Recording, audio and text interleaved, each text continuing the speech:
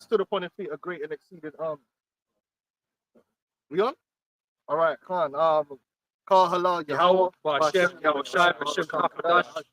double honors to the apostles and the elders of Great Millstone, and honors to you brothers out there in the highways and the byways, teaching this word in all sincerity and in truth. And we're the Hebrew Israelites come out here to prophesy in the name of Yahweh Shai, the end of this world and the beginning of the world to come. This is the kingdom of heaven. In the name of Yahweh Shai, the son of the beloved, man. And all the believers are Israelites, right? In order for you to be a part of this thing, in order for you to receive the gospel, to receive the gifts of faith, to receive the blessings, you got to be an Israelite. And really, when you come into this thing, you become the army of the Lord. But that don't mean that you're going to run out there, you're going to go buy yourself a gun and start running down Edomites in the street and shoot them. No. That's not what we've been called to do, and that's not what we're going to do. But we are an army. We're a spiritual army. We're a national army that's being rebuilt through the Spirit. And it's always been that way. So we're going to get some precepts to show you that. I want you to start from Exodus 6 and 26. Yeah.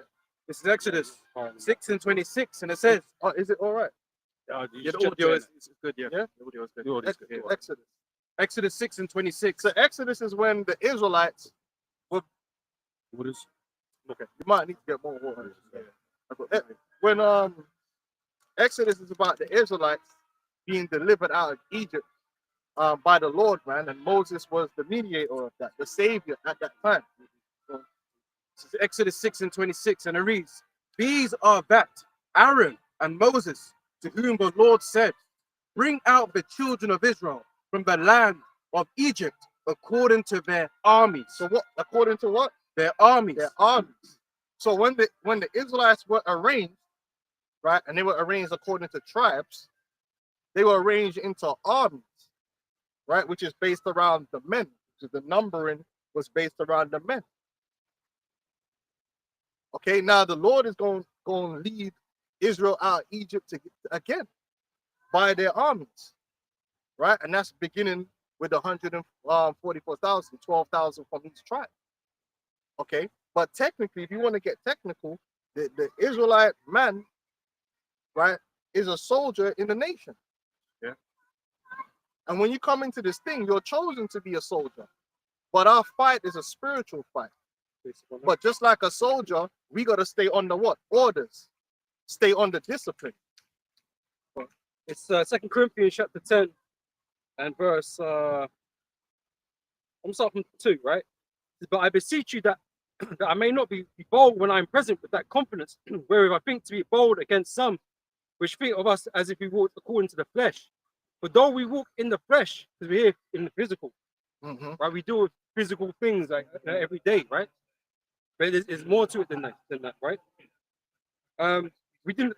Although we walk in the flesh, we do not war after the flesh. Right. This ministry was never set up to be a thing of militancy. So we're not going to overcome our enemies and overcome the world through militancy, even though in times past it's been done that way. It's been done that way. We know, Maccabees. But even in those fashions, the Lord still there's like everything that happens is ultimately spiritual. It's spiritual, but what I'm saying is, in times past, we did raise up armies with swords to overtake the enemy. But this time, it's not being done that way. The army that's being raised up, we're not being raised up conventionally, but it's going to even show more the power of the Lord, because it makes us look at a disadvantage to the world, which we are disadvantaged. Which is what we're going to get into. In the eyes of the world and according to the flesh, we are nothing. We are nothing to worry about. We're nothing of a threat to anyone. We're not a threat because we don't possess the military prowess that a nation or an aspiring nation would desire. In the world, if you aspire to be a nation of power, you build an army. But what do you build an army up with? Military training, militarized training. You train them in the art of killing, and then you provide them with weapons. weapons of various degrees. And in this world, you got to have missiles. It ain't enough to have guns. In this world, to be a formidable force, you got to have missiles. You got to have satellites. You have to have a massive military infrastructure to be legitimate in the realm of warfare. But that's not what the Lord didn't set that up 2,000 years ago, and he's not setting that up now, which makes us different. But we're still going to receive the victory. That's why the Lord speaks about, using the weak to confound those things that are strong. That's right. Right? Because the world around us, especially Eastern, is the strong in this world. And we're very much, a prey unto them. Right? But the Lord is going to use even the downtrodden of his own people, right? The meek of his people, to overcome those that are strong in this world, man. Through the Spirit of the Lord. That's right. Let's finish this off.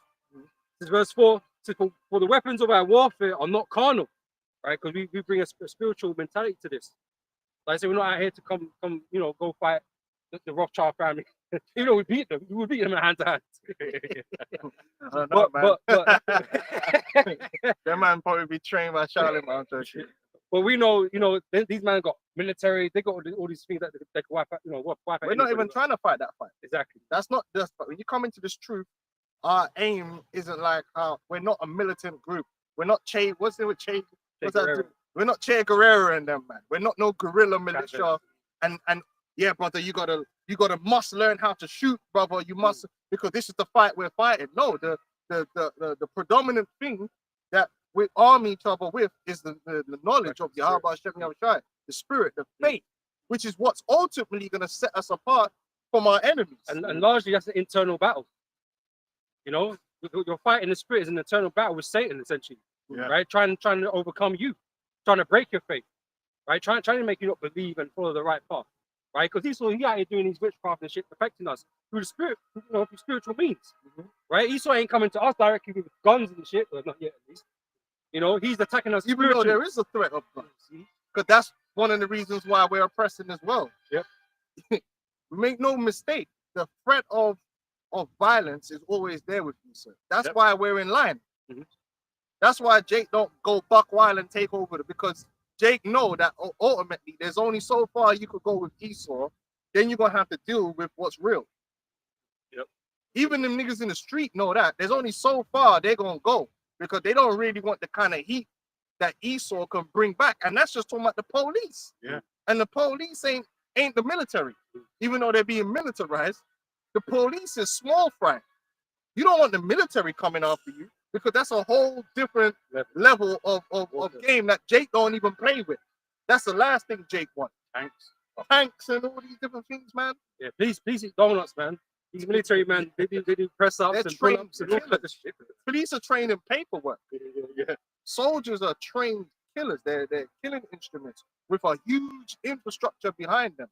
Massive infrastructure. Something we don't have. We don't have the same infrastructure. But like I said, we're still going to overcome. And that's what's going to make what's about to happen even more great and powerful. Because we don't fit into the power dynamics of this world in any way, which I'm going to show you. ChatGPT is going to say that. But it was meant to be that way, and it's in the scriptures. So, but for the weapons of our warfare are not carnal, but mighty through the Most High to the pulling down of strongholds, casting down imaginations and every high thing that exalts itself against the word of God, and bringing into captivity every thought to the obedience of Yahushai, and having it in their readiness to revenge all disobedience when your obedience is fulfilled. So that's part of being a soldier, is being obedient, being ready mentally and being obedient unto what the Lord said. And the Lord didn't tell us to come out here and be militants. The Lord told us to preach the word, be instant in season and out of season. So we got to keep discipline to that. Now you're gonna have other Israelites. They want to look cool, so they want to turn this thing into a militancy because that's how they think. But we're gonna overcome Esau even without militancy. The Lord's gonna raise us up, and we're gonna still overcome an enemy that is far and above, according to the eyes of the world, stronger than we are. We're not even on the board, so to speak, when it comes to military, which I'm going to show. You got 3 chapters. Zephaniah 3:8. Therefore, wait ye upon me, said the Lord, until the day that I rise up to the prey, for my determination is to gather the nations, that I may assemble the kingdoms, to pour upon them mine indignation, even all my fierce anger, for all the earth shall be devoured with the fire of my jealousy. So we gotta wait upon our commander and general. Yeah, we can't wait on Yahweh Shai. Our thing isn't to militarize ourselves and become militant and save ourselves through the purchasing of weaponry. Oh yeah, let's get money together and we'll buy this gun and we'll buy this missile and we'll take Esau down. This is not how it's gonna work, and it's not how it's supposed to work. It's supposed to work that we put our faith solely in the power and the word of the Heavenly Father. And when the time is right, the Lord is going to come and give us everything we need to overcome a power that, according to the eyes of man, is infinitely stronger than we are. Infinitely. And that's just to keep it real. Esau and his power structure and the power structure of these heathens is infinitely more powerful than we are as Israelites. But it's supposed to be that way. We're supposed to be looking to overthrow an enemy through the Lord that is greater than we are, and it's just true. All to glorify the name of Yahweh Shai. It had to be by the word. Well, precept. This is Wisdom, Solomon 5. The point is in verse 2. I'll start with verse 1. It says, then shall the righteous man stand in great boldness before the face of such as have afflicted him. And our boldness isn't based upon military might, on badness, because anyone could be bold with a gun in their pocket. Man. Yeah. Easy to pull the trigger. When you got the big 4-5 in your trousers, yeah, and a man come talking, it's easy to act bold when you got the big 4-5 there, isn't it? When you got the problem solver in your pocket, yeah, it's easy to. Mans know that. Man in the ends, listen, The resolution. as soon as man in the ends get a little 3-8, yeah, all of a sudden they become 2 foot taller, and nobody can tell them nothing, unless it's Trident. Can make a small man feel big. Boy. Make a small man feel big. They get boldness. But our boldness is not coming from the carnal things. Our boldness is supposed to be in the power of Yahweh Shem Shai. And that's what it's supposed to be. That's where our boldness is supposed to lie in. It lie in the truth, and not in ourselves and things that, carnal things that we could buy. Man, go to the gun store and buy 10 guns, and now you feel like, yeah, I'm a conqueror. I got this. No, it's not supposed to be like that. Because in reality, we've got a power that's greater than all of this carnal shit. And this is why we have confidence. Yep. Right? Because on a normal basis, like there'd be no way, right? You're saying. Yeah. But with the Most High has greater power. That's right. You know? And we have to believe that. But you don't see it, but we know it to be true. In the spirit. And that's what separates us from even these other Jake. A lot of these other Jake, man, because they don't have the spirit, they fall to Esau, because when they do the mathematics, they realize they can't win. So they just give up. And if you can't beat them, join them. Yeah. That kind of spirit. I remember what that time you had them black unconscious guys, yeah, they acting all rebel, acting like they're really about rebellion from Esau. And I remember they had this big meeting, and then it was, what's that guy's name? King Noble was there. And you had King Noble there and Brother Polite and all these dudes. And King Noble was talking that militancy talk. Yeah, we gotta get guns together so we could defend ourselves and blah blah blah. And Polite was looking at him like he was crazy. Polite was like, I don't know about all that. Yeah. You know why? Because Polite and all them man as militant, him and Sarasut and Seti the general, as militant as all them guys want to act like when they're spewing their garbage, when they run the mathematics in their head, they're like, hell no. Hell no. They know that you little Negroes buying a couple AR-15s, yeah, are just gonna end up being a bunch of dead Negroes, because there's no amount of money that you could get together that's gonna match the military might of your enemy. Because it can't be balanced. Your enemy's printing money, like literally printing money and buying weapons with it and investing dumb money, like. They have what it takes to wipe you out. Because to run in a legitimate army takes billions upon billions. Well, look at the United States. Can we quickly Google the United States defense budget for the year? Can we Google that? The defense budget just for America. That's not even going to talk about NATO. So go ahead. Oh, you got it? Yeah. What's the number? Right. For the fiscal year 2025, up to this date, bro, $962 million. Oh, sorry, $1 billion. Right. Yeah, that's just this year, right? Yeah. Just a 7 $962 billion So you getting together a couple grand with your boys and getting a few AKs or AR-15s. Oh, that's the budget for this year. They haven't spent that much yet, but that's their That's budget. their budget That's for their the year. budget. That's Yeah, how they so- know So you gotta you ain't even got like a 1% of that to be militarizing yourself. So you're not even on the board. hold on. You add just a couple numbers. Is that 1 trillion? Yes. Yeah. Because 1,000 Yeah, billion yeah. is a trillion. Right? So almost 1 Yes. trillion they got to spend. The game is different, and that's why we don't. There's no point even trying to boast in the carnal things, because the carnal game is Esau's game. He's already ahead in that game, and you could get all these boule Negroes together. They don't have enough money to fund no army. Look, man, they invest in hypersonic missiles. No Negro invested in that. The bro. most Jake has is these unorganized gangs, and Yeah. them gangs still ain't got the money and the means to take on any military. Okay, Wow. you got yeah, and I got a few precepts I want to get. Then I want to read from this chat GPT.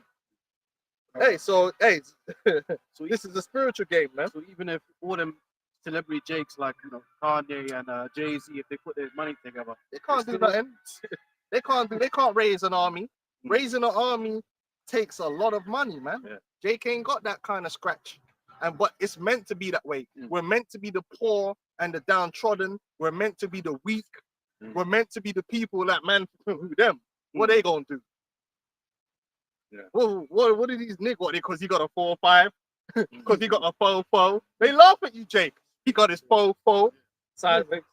pointing it sideways, or you got your little up. These men have F-35, $1 billion flipping fighter jets with Ross Clark bunker buster, B-52 bombers and all kind of, and they don't have one of them. They got that stuff in car parks, man.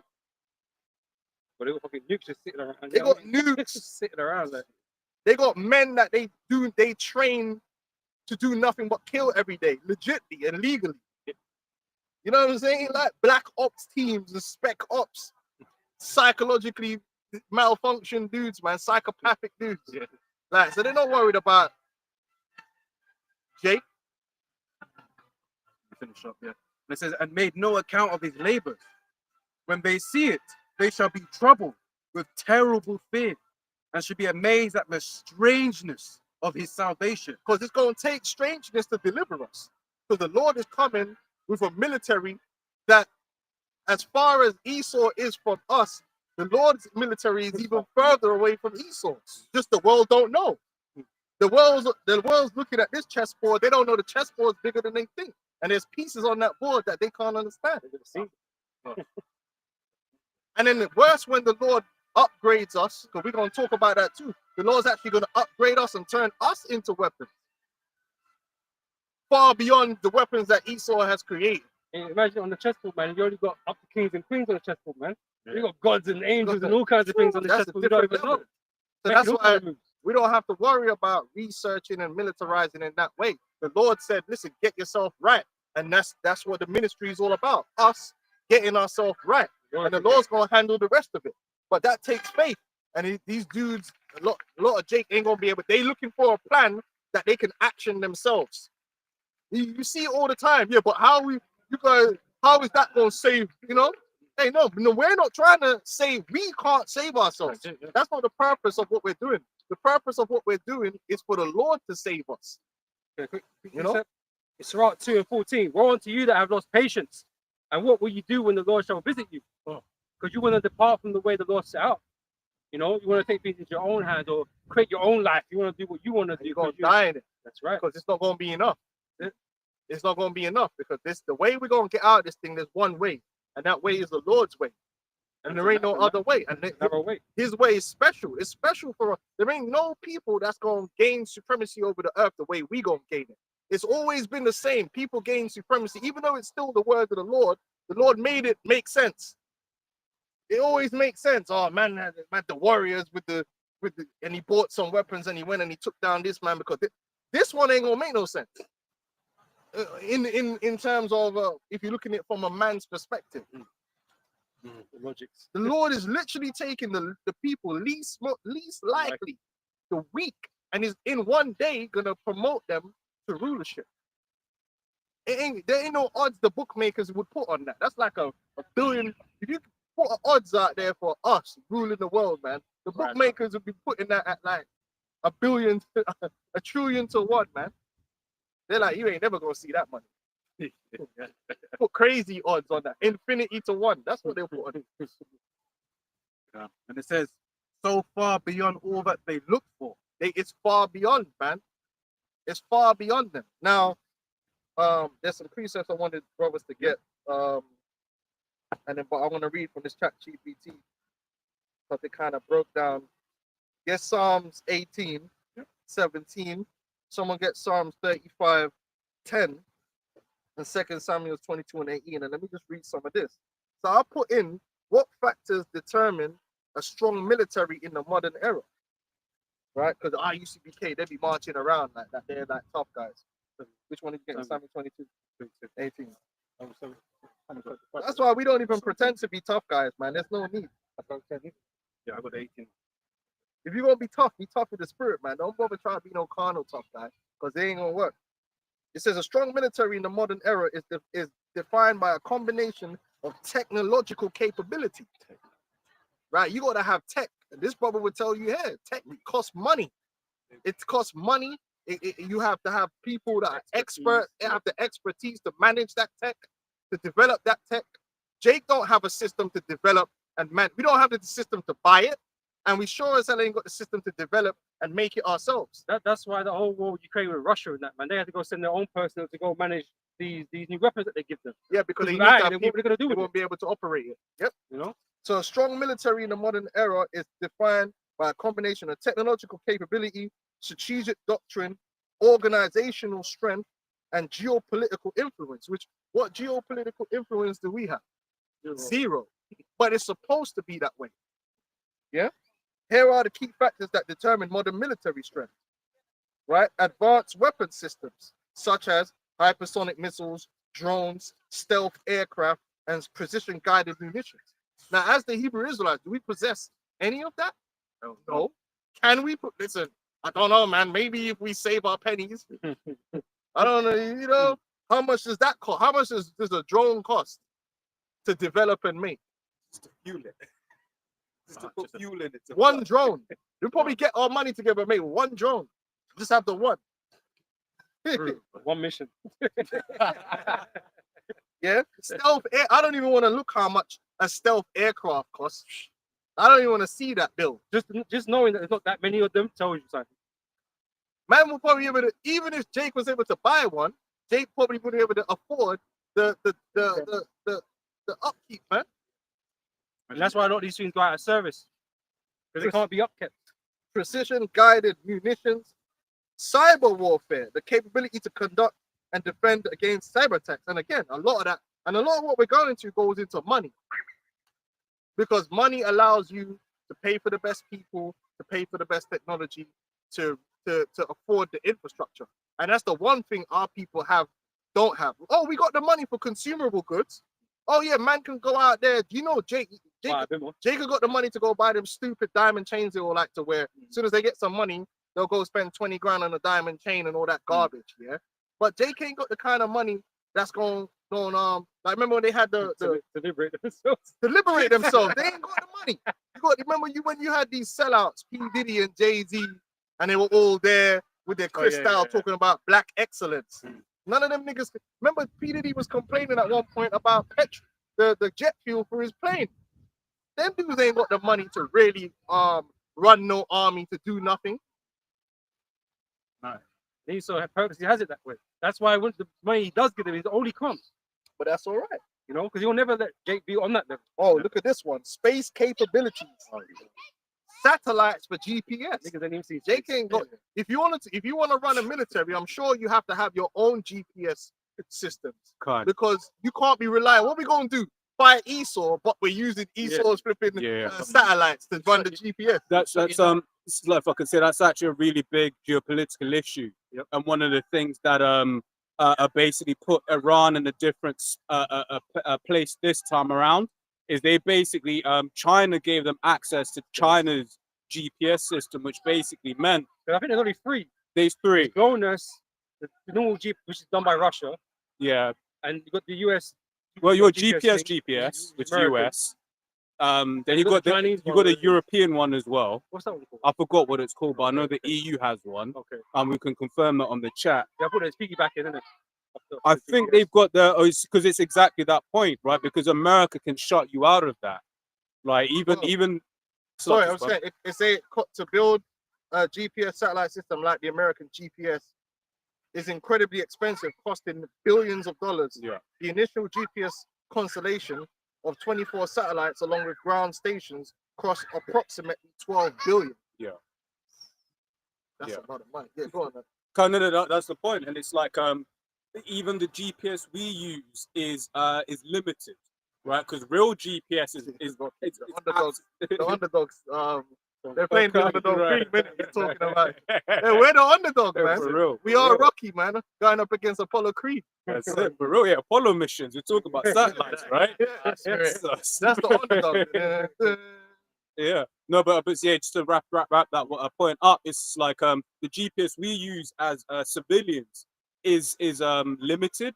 'Cause of course, like they don't ultimately is it limited? It was at some point limited. I don't know if it still is, but it's a whole geopolitical thing, and that's why you do need to have your own systems. And so, like, if I can add, and that's why also each of these different governments, major governments, have their own social media systems, right? Russia has VK, we have Facebook, Meta Group, and stuff like that. China has WeChat. So it's But all, we go to what we Yeah. according. Can someone get that curse? We go to our enemy in the one of all things. All the major infrastructures and systems that Jake needs is provided to them by the enemy. We don't have our own systems. Yep. So how can we even have our own military? Right. We're gonna be fighting, man, by borrowing their things. How does that work? And that's why this thing ain't about. We don't even look to go down that road as an organization. Now you might get individual Jake that he got his gun license or whatever. That's between him. That's got nothing to do with the ministry. The ministry ain't militarizing in any way. To him in the state.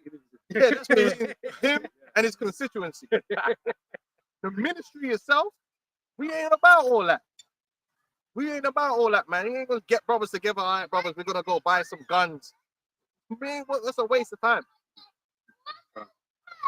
But better off going to buy some chicken, man. It'll be cheaper and you'll enjoy it. That's it. Go. Deuteronomy 28 and 48.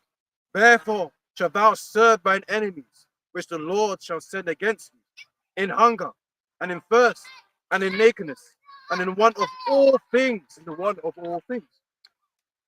Right? We're impoverished, and we for all major infrastructure, we rely on our enemies for it. Yep. We just don't have it, and then we ain't gonna get it. Nate and them are struggling to get money together to build a supermarket or something. Well, the time, we go back to Black Wall Street, mentioned it quite a bit. When we do try to detach and start our own thing, and he still doesn't like it, man. He's got the force He'll destroy it. because he got the military. We don't have no military. Where's ours to protect us? There isn't. He didn't have one. he'll do the same thing he did to Iran. He'll be like, look, man, You can't have we can have it, you can't. have yo." All right. Was that it? Right? Okay. And it's, a bit more. And it says, and he shall put a yoke of iron on thy neck until he have destroyed thee. Right. So, space capabilities, we touched on that. Satellite GPS, communication, surveillance. You don't have none of them infrastructures there. Niggas got lookouts. That's a I mean, Lookout. that's about good lookouts, man. And potentially space-based weapons. And then you also have AI and automations for logistics, decision-making, surveillance, and autonomous systems. Another aspect is professional and well-trained personnel. We ain't got no well-trained personnel. We don't have the infrastructure for all that. That takes money. That again, that's another thing that takes money. Because when you're taking an individual, they taking them and you're dedicating your life towards warfare, someone has to pay for that. That's part of the defense budget. So if you want to have armies always cost money if you're going to have a standing army. If you're going to have a standing army, they have to be paid and fed for that time because time is money. When you got them man on the American military bases, yeah, they're not there for free. Someone has to pay them to be there, otherwise they're gonna go do another job because them man got families. They got things they need to pay for. They don't just go and stand there and train for free. And I was watching one thing, which is basically going into how the U.S. military and why they need to have high healthcare bills, why they need to have stupidly expensive education, is because then the military can use that as a way of like, oh, you want your medical paid for? We'll do it. You want your education paid for? We'll do it. So it's not even just them being there; it's the fact that they're then paying for these other services. The benefits, man. So that's another thing that we can't compete with. Right, highly trained soldiers, special forces, joint operation skills, and I'm sure they do the numbers. They'll they'll have the numbers like how much does it cost to train and keep one special unit. I'm guaranteed it's a dumb number because remember when you're doing all these training missions, yeah, that's not cheap. Say if you're gonna have a special ops team and they're gonna do some jungle training, they gotta now go. They're paying. They have that part of it. They got to pay with all the equipment that they're using. And when they use that equipment, it has to be replaced. Even drills during war drills cost a lot of money. Yeah, that's fine. Right? And that's why war is always making money, man. You know, where they're fighting somebody abroad they're doing drills, you know, these things need to be replaced, right? So these Lockheed Martins and shit, they're always making money, man. You can't raise up an army of Temu, bro. Joint operation skills, adaptability to various combat environments, right? That takes money to be able to fight war in different regions, to project your army. That takes money. That takes resources that we ain't got. So that's not our game. Officer corps, moral and whatever. Logistics and supply chain, right? Sustainment ability, fuel, ammunition, food, medical support over long distances and time. Then you got global reach, ability to deploy forces rapidly anywhere in the world. Industrial base. So in order for you to have an army, now you have to have it's not just the military, you need the industrial base to support that military, to make all the things that the military uses. That's why they call it the military industrial complex. During war, an entire economy can be transformed to feed the it's called a war, what do they call it? A war economy. Because the factories that would normally be making one thing are now making this particular thing because it's needed for the war. Yeah. So domestic production of weapons, right? And weapons factories. That's gonna add on something on that as well as the client is you always have this thing.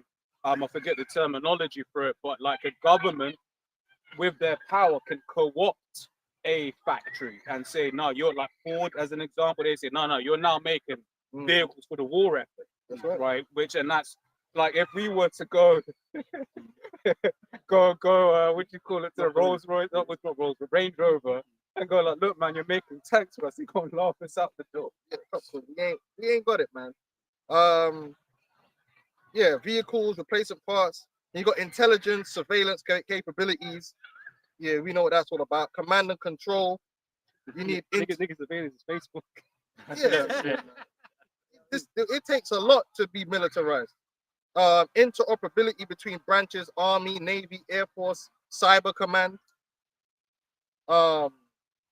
Obviously they got nuclear here, naval and air power projection. So you need to have your blue water Navy, aircraft carriers, submarines, destroyers, capable of long-range operations. Then you got your strategic airlift, ability to move troops, equipment, and supplies rapidly. The money and the infrastructure is piling up. Global basing and alliances, bases around the world, which they have to be maintained, right? Security agreements, right? Because you mentioned the evac, because that's what them Ukrainian soldiers, like Americans that went to like mercenary in Ukraine. That's one of the things they saw. It was like, right, when we're fighting with America properly, when someone gets injured, there's a medivac for them. But Ukraine ain't got that money. So like bands were just out there dying. Like just like niggas in the street. Yeah. When they don't have no medics. Them gangs ain't got no medics that turn up. When they get shot, they leave them there. Or they drive them to the hospital and just drop them off outside the hospital. Man. Don't say nothing. Yeah, that's good. That's how the game. We're not on no level. I mean, I'm not gonna read the rest of it. You kind of get the point. To be a strong, competent modern military takes a lot. we ain't nowhere near that on any scale, and neither will we ever be in the ways of this world. And we're not trying to be, because that's not what the ministry commands of us. Even though we're an army, we're not trying to be a modern army. We're trying to be the Lord's army, which calls for something completely different. And it begins with the spiritual setup. Now, I asked ChatGPT, very embarrassingly, compare the Hebrew Israelite groups. I had to say groups so they could broaden it, just in case there might be a Hebrew Israelite. But ICPK, they're pretty tough. Just improve our chances. Yeah, just group them all together. 'Cause you know ICPK, they're them killers. Yeah, they got them armed, man. You know, they be doing all them press ups on camera. You know, so them dudes, they're soldiers, right? Yeah. Them man are not no soldiers, man. Other than man are overweight doing press ups, man. It takes a lot more than that to be a soldier, man. It takes a lot more than that to be a soldier. But marching around, you get the IUIC marching down the street, bro. That don't make you a soldier. If the guns pop off, what are you gonna do? If a group of Edomite militiamen came and started clapping off shots here, them man would flee seven different directions. They're not ready for war. So what's the point of the marching? You remember what was that guy, Grandmaster? Yeah. Yeah. I remember you had the Edomite that was just there, like, yeah, we was watching, man, and we were like, we could take it there, take it there. But they're marching in the middle of the street. If you're in the middle, you're all the way open, Yeah. ready to get clapped. You're like ducks. That's not even smart to do. Lining everyone up to get killed. This is modern warfare. In modern warfare, you don't line everyone up to get killed. Execution. It's what they call it. It's a killing zone. That man just put man in a few and it's lay off automatic rifle fire. It's nothing but confusion that's gonna happen. Yeah. So what you're doing looks good to the layman, like, oh, see, oh, them men are soldiers. But to a person that knows warfare, they're like, what they're doing is absolutely meaningless. It doesn't mean nothing. Let's bring it back to what actually makes a strong military. You don't have none of it. So you're not a threat to no one dancing around going, that's right. Yeah. You just look dumb. You look like you're being a caricature of what a military is. Trying to be intimidating when a real military will turn up and not be intimidated in any way. Well, these men were scattering over their where were they? What country they were in? Kenya. Oh, Kenya. Scattering, man, couple smoke bombs or whatever. So that's why we don't pretend to be. We don't pretend to be like, you know, hey, you're a tough killer. Oh, this guy. I'm gonna get down and do some press ups. See, look, I got a gun. You know, anyone? Bro, we don't even pretend all that. Listen, bro, I just go to work. That's it. Yeah, I'm a civilian. What I got is I'm building up spiritual strength, and the Lord gonna take care of the rest, man. I'm not out here trying to pretend that we got some army in the way of the world thing going on, so we're all wearing uniform and. Can I grab something just after that? Isaiah 41:14. Fear not, thou worm, Jacob, and ye men of Israel, I will help thee, saith Yahweh, and Go on. and thy Redeemer, the Holy One of Israel. We need help, man. And all that press ups you're doing, I mean, it's good to be physically fit, but there's no need to push that. What we're pushing and what our people need to understand the most is we need a savior and to trust in that savior above all things. So the minute you try to trust in something else, it's going to fail. Like you try to trust in your own might, try to trust in your own ego, your male ego, that's going to get you dead. Because this thing ain't a game. This is real life. So the Lord didn't tell us to come out here and be no paramilitary, run around trying to look cool. He told us to just go teach the word so that we could gather the elect together spiritually and build up our faith. And that's all we should be focusing on, really. Not trying to put this false image out there like with some tough guys, super tough guys, and we ready to go. Because you know, you got Hebrew Israelite dudes, some of these dudes buy a gun. For what reason? What are you walking around there with guns for? What are you doing? What do you think you're achieving? Yeah, we just read that. If you're gonna have that stuff, that's personal, and you keep it personal like a real soldier would. A real soldier wouldn't show a man everything they've got and walk around with it. They wouldn't want you to know that they've got them. The same way with these dudes with their bunkers, they keep advertising, oh, we got bunkers, we got this. Why would you do that? To do all of that? They're concealed. Yeah. What they call it, the element of surprise. There was a time when we used to teach out down in Central, not us, but myself, Razak and Awar, right? What do you call it? It was before Rishi became Prime Minister, but it's like he he basically came up, right? And then, but he had it looked like he didn't have any security guard if you weren't looking. But it was like the guys that were with him, you could see in their energy that they were security, even the way they kind of came up like near us, as if to be like, don't trust. I mean, we was kind of going to do anything anyway, right? But I just on the point that the elder was making, like them man were trained. You know they're trained. They were using charts at the time, so you know that they were very easy, like straight up, right? But you couldn't tell how they were. They just looked like regular old Edomites in in like trench coats, and not trench coats, but in like in certain type of like that upper middle class Edomite wear, right? But then them man were killers. You ain't gonna be second, because that's chances what, second in command more or less in the UK, right? Something like that, right? They got killers with them. Yeah. They got the infrastructure on their side. So yeah, go on. It's the book of Psalms 144:1. Blessed be the Lord, my strength, which teaches my hands, to war, and my fingers to fight. Yeah. So like I said, don't get me wrong. You go back in time, the Lord definitely used the conventional methods of warfare to deliver our enemies into our hands, where we rose up men with swords and went and dealt with an enemy. But that's not what we're doing right now. That's not what we're doing right now. We're not in that time. The Lord has set forward a different path for his purpose. He don't want us to be, if the Lord wanted to, the Lord would raise us up with everything we need to take down Esau, and we just roll up on Esau headshots, John Wicking it all over the place. But that's not what the Lord wanted it to be. He wanted us to be as weak, to be the underdog of underdogs, to show his power. Like, look, you see my people, they didn't have no nukes, they didn't have none of that stuff, and I took them and I gave them the world. And they overcame you and defeated you by my power. That's how you know it's me. Right. That's why it speaks about the Lord setting up the basis of men, to rule up in a kingdom. Because right now Esau is in power. He came from nothing. Yeah.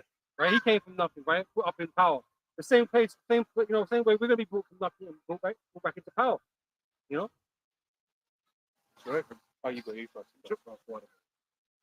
This is a good one. Acts 5:35. And said unto them, ye men of Israel, take heed to yourselves what you intend to do as touching these men.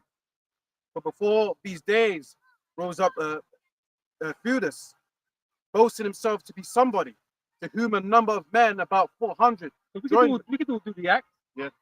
Oh yeah. I'm a leader. I'm the captain, the general. Yeah. Killers. We're gonna lead Israel out there to take the kingdom. Right? You ain't gonna do all that, because it's not written that way. The scripture is not written for us to do that. So you can boast yourself, like certain guys like Theudas and guys we got today. He went on the paramilitary group against the Romans. Yeah. And one would say he potentially could have, well, it was against the spirit, but if you look at it from carnal, he might have had more chance than we would have now. You know what I'm saying? Because sword on sword, it's not like the Romans. They just had, but now, like, the gulf between us and Rome is He doesn't have to be in the same continent. That's just where we're at with it now.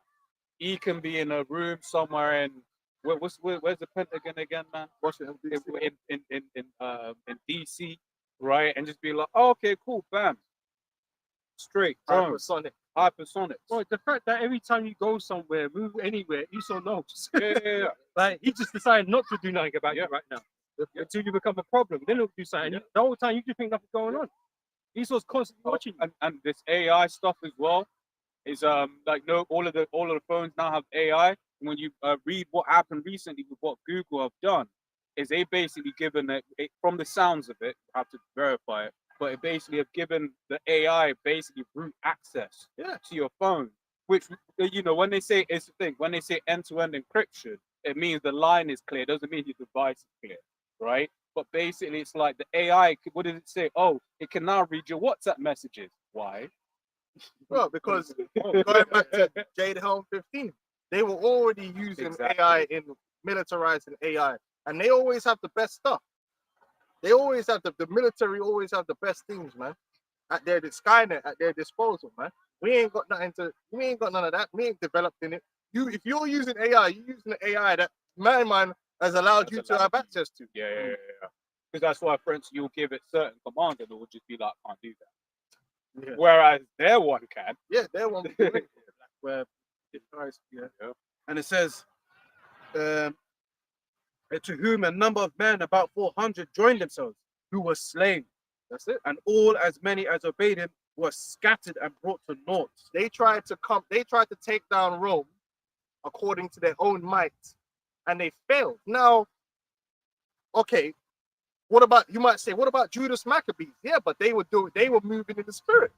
The Lord set it up that time for them to do it that way, and it would prevail. Because like I said, there's been many times in history where man had to rise up every piece of metal and go handle some business, and there wasn't nothing wrong with that. David, would rise up against the enemy with sword, buckler, and shield and go do it the conventional But way. they would always consult the Lord first. Right. It has to, but Consult the prophets or something. now the Lord ain't told us to do it that way. The Lord gave us a command to do what? He did not. You see, this is where the Christianity shows you that you had the Crusades, right? Oh, we're going to go for a war to reclaim Jerusalem. But where did it say to do that? Where did it say to do that? And then they try to blame religion. No. The Crusades were nothing to do with religion. The Crusades were to do with the lust and the greed of men. Because there's nowhere in the Bible where it said that man was supposed to get weapons together and go reclaim Jerusalem from the Muslims. Paul wasn't rolling around creating an army to take down Europe, to establish the gospel. No, he was just preaching. That's all we're meant to be doing, preach, and the kingdom of heaven is coming. These men were not in the faith. But these men weren't in the faith, Right? like. They didn't have no patience. If they did believe, they didn't have no patience. So that's why they were making wars for their own gain. Yeah. And then wars just ended in man getting destroyed. So you have to know the times and understand what the will of the Lord is. And the will of the Lord at this time is not for us to be conventionally militarized towards our enemies. What the Lord wants is for us to edify our brethren, to teach his word, to herald his coming, to believe in him and what he's gonna do, so that when he comes and does it, he can receive the glory. He don't want us to do 1 million press-ups and become like One Punch Man and go to the gun store and buy guns and start marching down on Washington, D.C. and take over Esau's. Because if the Lord wanted it that way, we would do it that way. Yeah, if the Lord wanted us to conventionally be a military that rises up and then we took down Esau through conventional means, it would be done that way and it would be written to do that way. But it's just not. So we don't even go down that road. Put into that real quick. Get back to the brothers. Psalms 127:1. Except Yahweh build the house, they labor in vain that build it. Except Yahweh keep the city, the watchman waketh but in vain. Any work done by man, eventually it's going to fall apart.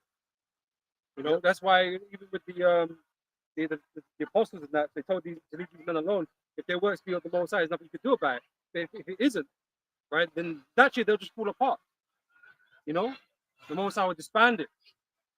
And that's the same people not commanded to go do these things. So anything outside the scriptures is your own carnality. Ego and foolishness, man. We have a clear mandate of what we should be, how we should be operating in this ministry, and none of it is militarization.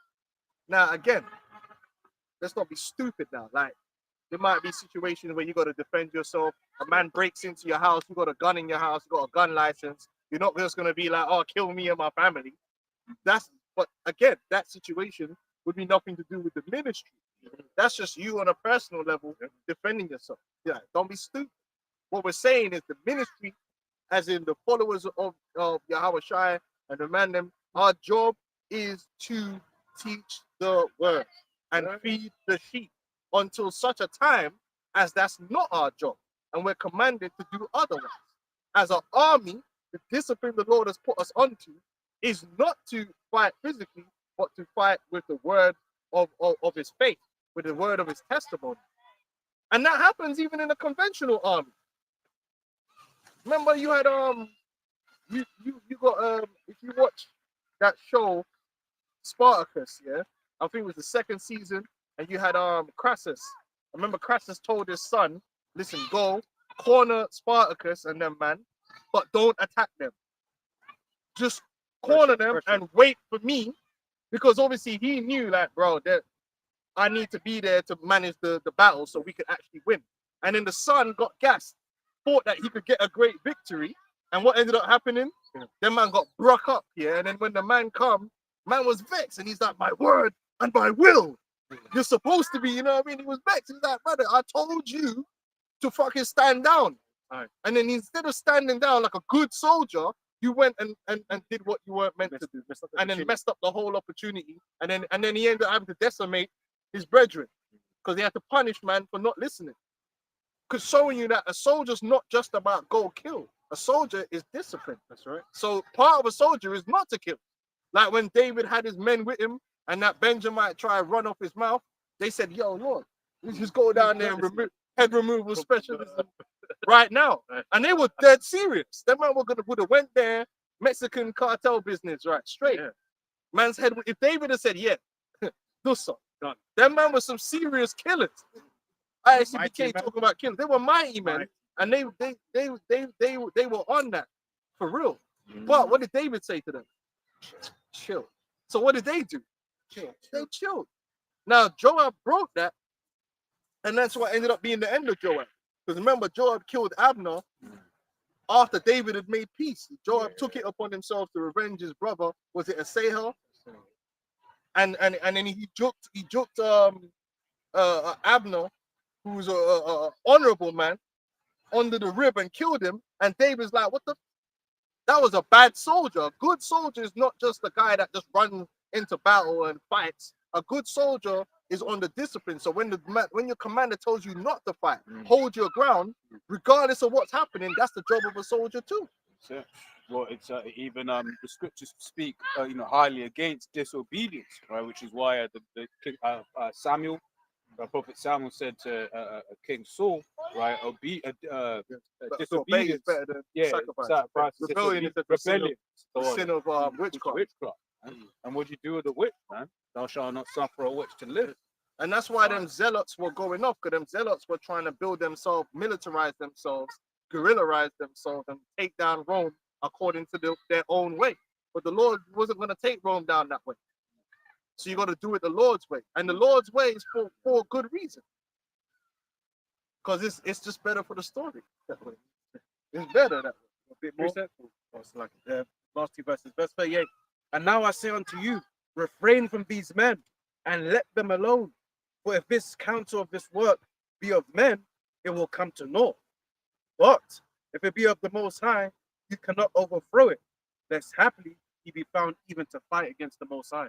There you go. And that's why we're not worried about our enemies, man. Because we know all our enemies are stronger than us. Yeah. You know? Volkan, for instance, right? He's scared to death of the Hebrew Israelites, man. And he's trying to paint us in a way that we're not. He wants to paint us like we're militarized. Yeah. But we're not a threat to the people in the way of, man's just gonna walk into a supermarket and just start spraying down Edomites. We don't believe in that. We're just a threat to your faith and your pride, man.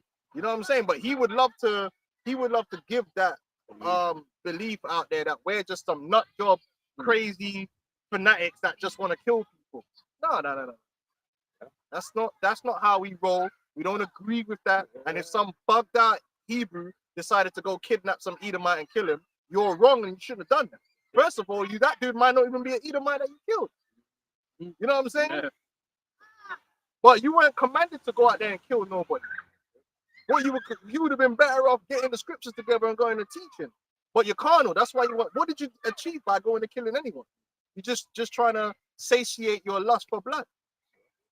Because even on your point, Ron, it's like when the commissioner, remember that day they try to have us up in Oxford Circus. The commissioner came, she was like, man, these man are cool, man. They pray for me, brothers. Yeah, you know?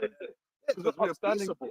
Yeah, be peaceful to all possible, be peaceful with all men, and also agree with our adversary quickly. Be blameless. Be blameless, yeah. You know, you can't accuse us of nothing. Yeah. What have we done other than teach the word? Yeah, it might not be agreeable to everybody, but what have we done? We've done nothing. No, we don't teach no one to go be violent. No, do good.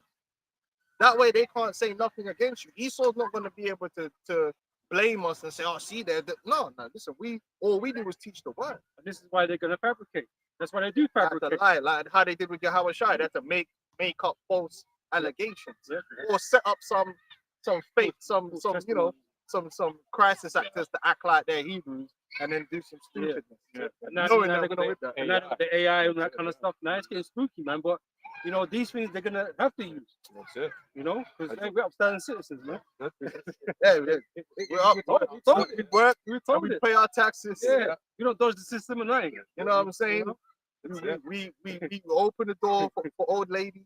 We rented the season. Yeah, we carry ourselves All of that. with with great manners, even among the heathen. Yeah. We're not like we're not gonna go up into a heathen's establishment. You heathen. Blah, blah, blah, blah.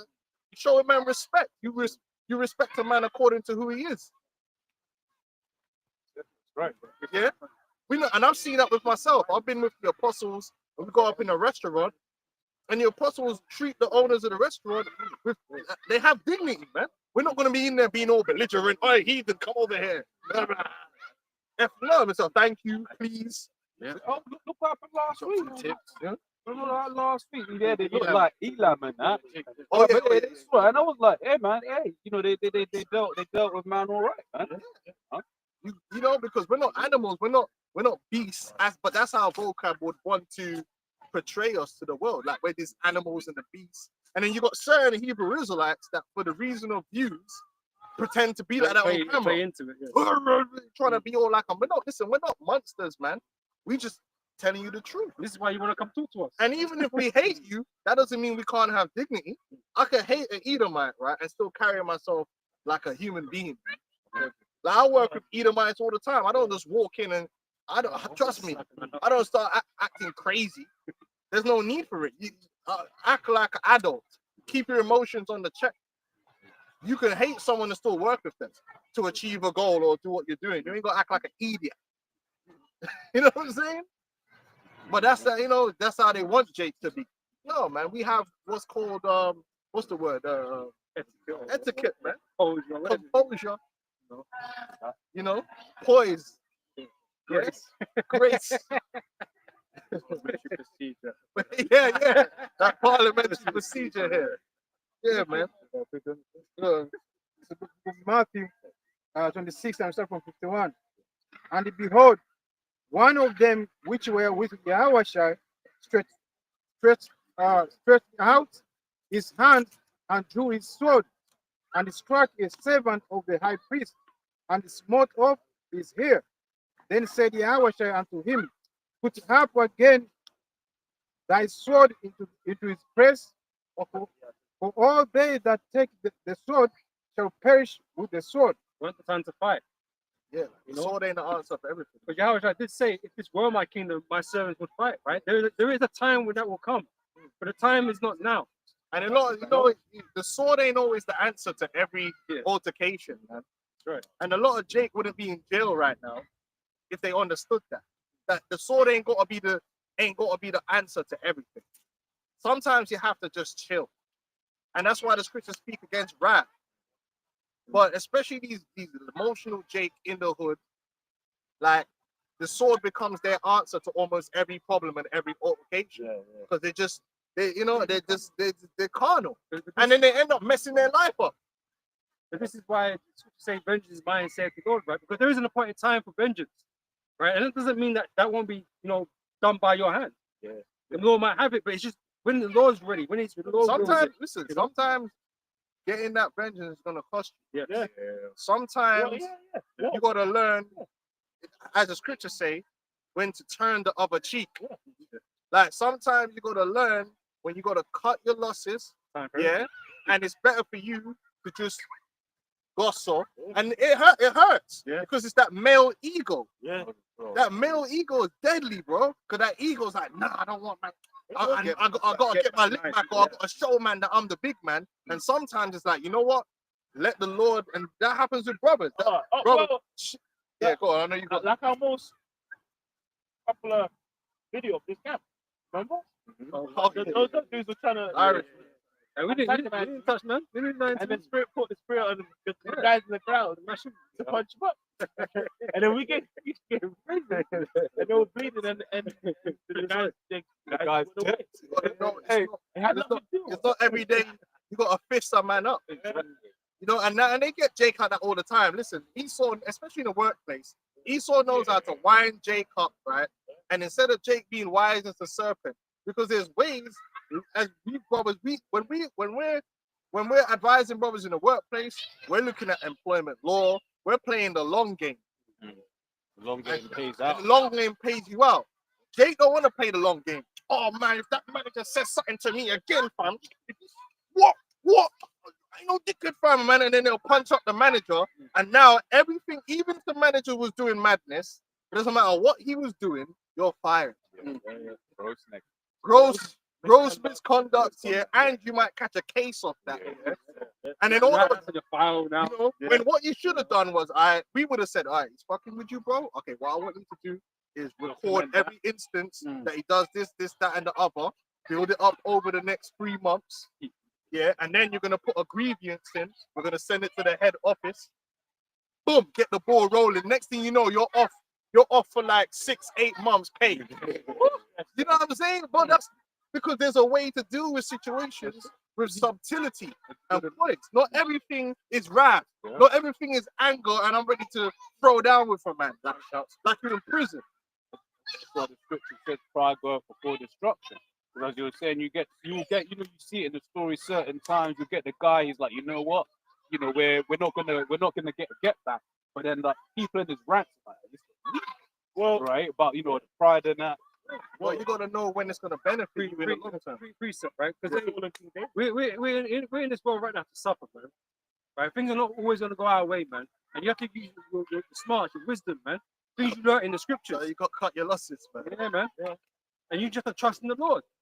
You have to just trust, man. Right? So I'm gonna read this. It's 1 Peter chapter 2, verse 18. Servants, be subject to your masters. Right? We've all got managers and all these different types of things here that we have to fucking answer, whether dickheads or not. Right? It's true, right? We got bills to pay. Yeah, one of them guys at my work was a dickhead to me. I'm sorry, I just found out he died of cancer, man. This probably this guy was a walking curse, man. You know, and I didn't. When he did what he did, it didn't stop me because I'm promoted in the company. I'm alive. I'm doing my thing, and he's dead. But he tried to basically give man a little disciplinary thing, but tried to make it look like he was having mercy when he didn't need to do it at all. But I was like, cool.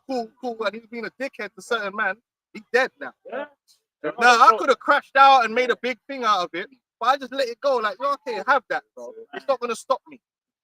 And even me with the plantation, man, this dude, when I just started, like, you know, when someone's doing a read, I'm reporting to the man, and you know, this guy actually sounds like this. He actually sounds like a fucking troll under a bridge. I'm gonna get in trouble. What was that? I'm the kite and recess, man. Yeah. The Point Dexter. Yeah, You know, with a hook nose. and like, basically, I remember like this happened maybe this year or last year. There was a period he was humble. I didn't hear enough for him. I just see him when it falls quiet. Then it was a Sunday. Then I heard he was on Tuesday. He was dead. And then I found out he was dying of cancer the whole time. And you're still there. Yeah. And you're doing better, got your thing together. Now, what if you crashed out on him and done the nigga thing? Yeah. You wouldn't have a job right now. No kind of foolishness. So it doesn't always pay to be wrathful. It doesn't always pay to deal with every situation according to death and destruction. Sometimes you gotta know how to hold, take the L. And if there are pennies, a lot of Jake right now whose life is fucked, that it all goes back to a moment where they could have just chose to take the L, but then they wanted to be the big man, and now they're sitting down for 30 or they're sitting down for 20. Yeah. And then really, when they look back at it, they're like, you know what, man? I should have just took the L on them. I would have been fine. We need to get this in our mind, man. That at the end of the day, we're gonna win. We're gonna win, man. We're gonna win. And so all it takes is your patience. You know, that's how you Matthew 18:6. But whoso shall offend one of these little ones which believe in me, the better for him that a millstone will hang about his neck, that he will drown. they're gonna bring curses upon themselves. Yeah, anything you think you could do to that person, the Lord can do more over a longer period of time and put them through even more. So you could punch them up and do some foolishness and get out of character now, I've got a black eye. or you could just, you know what?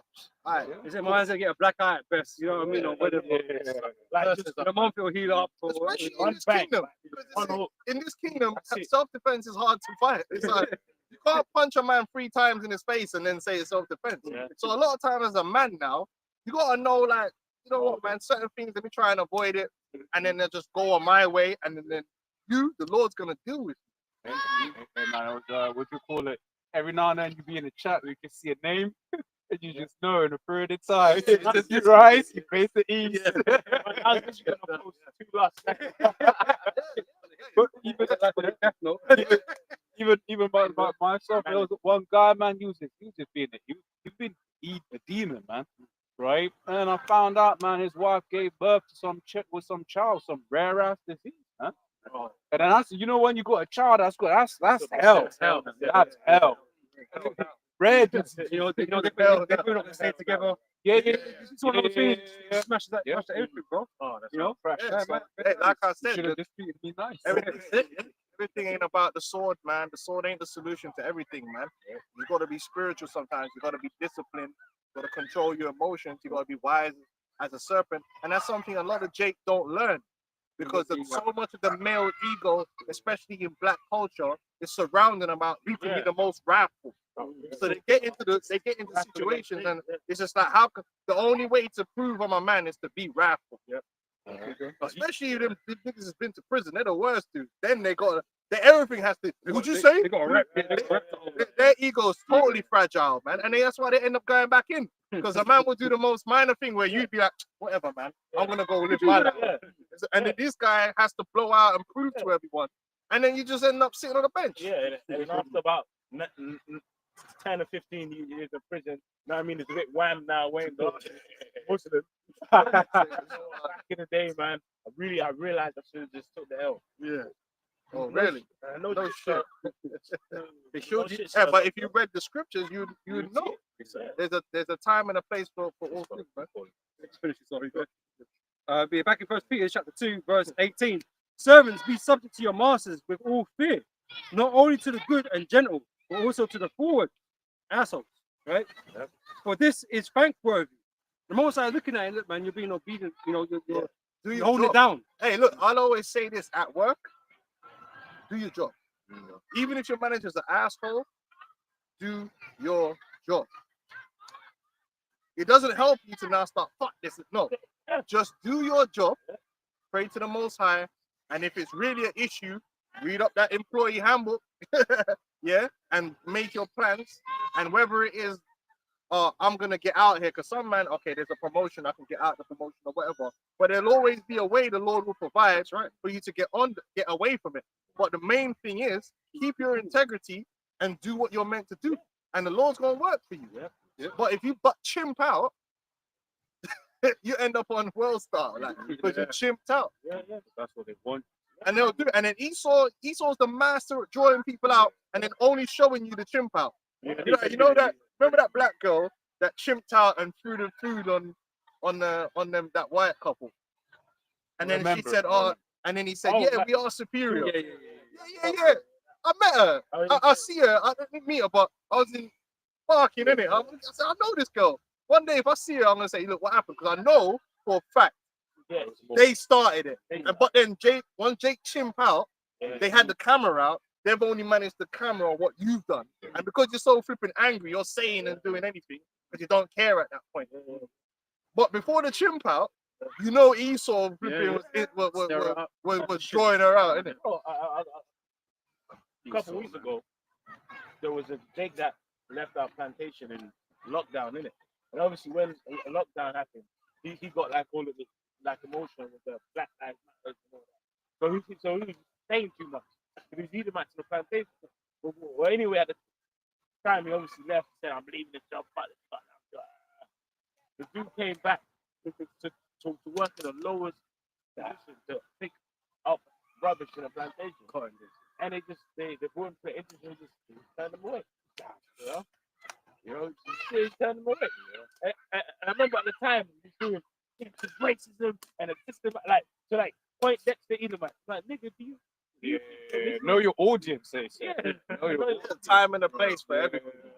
You live in a world that is full of oppression. Now you're not going to escape it wherever you go. That's it. You know, you have to come to terms with the situation Do that people are in. Do your job, be smart, have a plan. Yeah. Like if you're looking for a particular role, know what you do to try and achieve that role. Be a man. You know what I mean? Don't get caught up in emotions, man, and be strategic. And that's also part of being a soldier. Being able to be strategic and be patient and to suffer to get to where you want to get to, which is what matters. And not making impulsive and emotional choices, man, that will ultimately hurt you in the long run. Yep. So, sorry. Go on. No, I was just saying, like, for us, we've got good guidance, right? I starting off with scriptures and stuff, but a lot of these people, they'll be learning how to act off of Instagram. Like, for instance, I've got to just keep, I'm just going to keep real. You get certain ease where it's like, I'll be watching them, and I'm like, they all take the offense. They'll be like, oh, yeah, we can't be who we want to be. They always say we're such and such. And I'm watching them and stuff, but we're actually doing what they're accusing you of doing. But because you've heard it on Instagram, right, that yeah, we're always being oppressed, we can't be who we were. It's regurgitate, and I'm just like, no, you are actually being obnoxious, right? Yeah. You know, you'll be there in the thing. You're like, you're They'll draw actually you. being. They want you to draw you out and get you. You have to learn how to keep your composure, especially when you're dealing with Edomites. Yes. You got to learn how to keep your composure in order to win.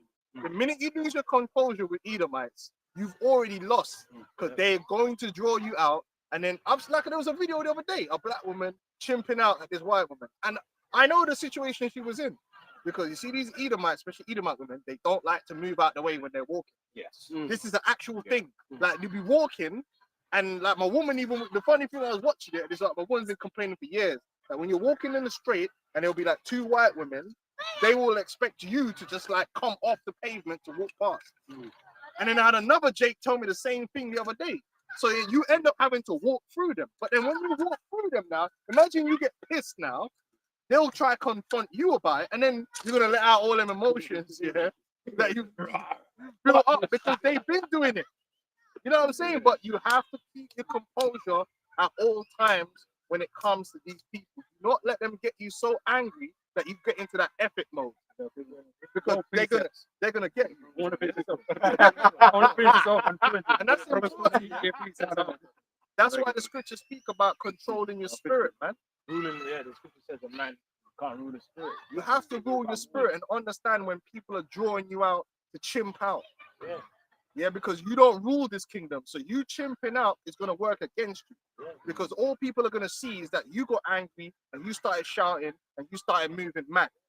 When we know that between us, yeah, that man was doing breeze. No, you find another way around it. There's a way to deal with Esau according to the system. Oh, yeah, okay, don't worry. I'm going to call the police. Or I'm going to report you.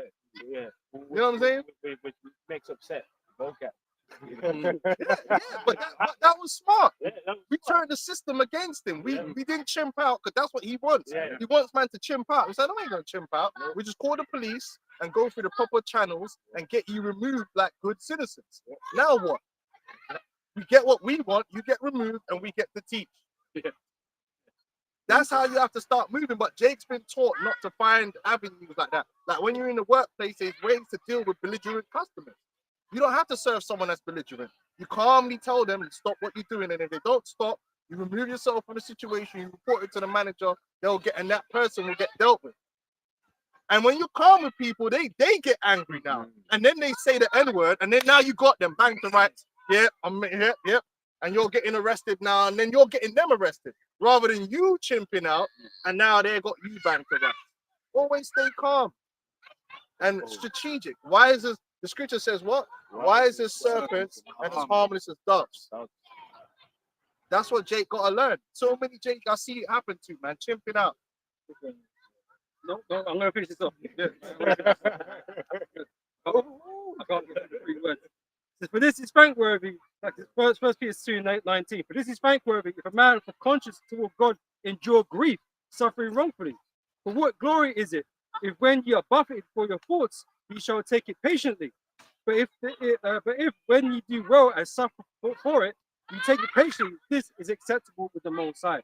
So we all have to be prepared to suffer, man. And a lot of Jake don't want to be in that situation, man. And so they rather act out to prove to themselves that they're manly or whatever the case may be. But we're expected to suffer, man. You know, to endure grief. That's why, hey, listen, this is real. That's why we brothers have had situations. They come, we talk to each other, and we come up with a game plan. We come up with a game plan of how to get around the thing, whether it's, you know, whether it's you got a report or whether it's just, yo, keep your head down, brother. Don't worry. We're going to look for something better, or we're going to look for something else. You know what I'm saying? Because it's a temptation at the end of the day. And that's why the Lord said he'll make, you know, find a way for you to enjoy it and to get out of it. Man, for record, man. Hey, you gotta be wise as serpents, man. Because it's if I could say, Esau would happily do that to you. Yeah, Happily. Yeah, all the time. Yeah. It was, 100%. yeah, like especially if you're a Jake manager, man. He will find a Like, way. always get something written in writing, man. Yeah. Don't like Oh, that's Patrols, a superpower. Yeah. Email. If your email is a legal document, man. So if a manager's telling you some bullshit, you just simply say to that, "Can you send me an email just confirming that to me?" And they'll even know, "Oh, I can't send them that email." You have one Bullshit. who can think. And then so now they know, like, okay, well, I can't tell you this. Yeah. This is why you gotta know the employee law and understand what's going on. Now, if you're in America, I don't know how bugged out they are, but there's probably a way over there to do things differently. But you got whatever way that is, you gotta figure it out, man. But don't chimp out. That's it. It ain't the way. Is this we have one, and then we'll get back to this one now. This is go Proverbs 15 and 18. A lustful man stilleth up strife, but he that is slow to anger appeases strife. Strife out strife, man. You cause problems, man.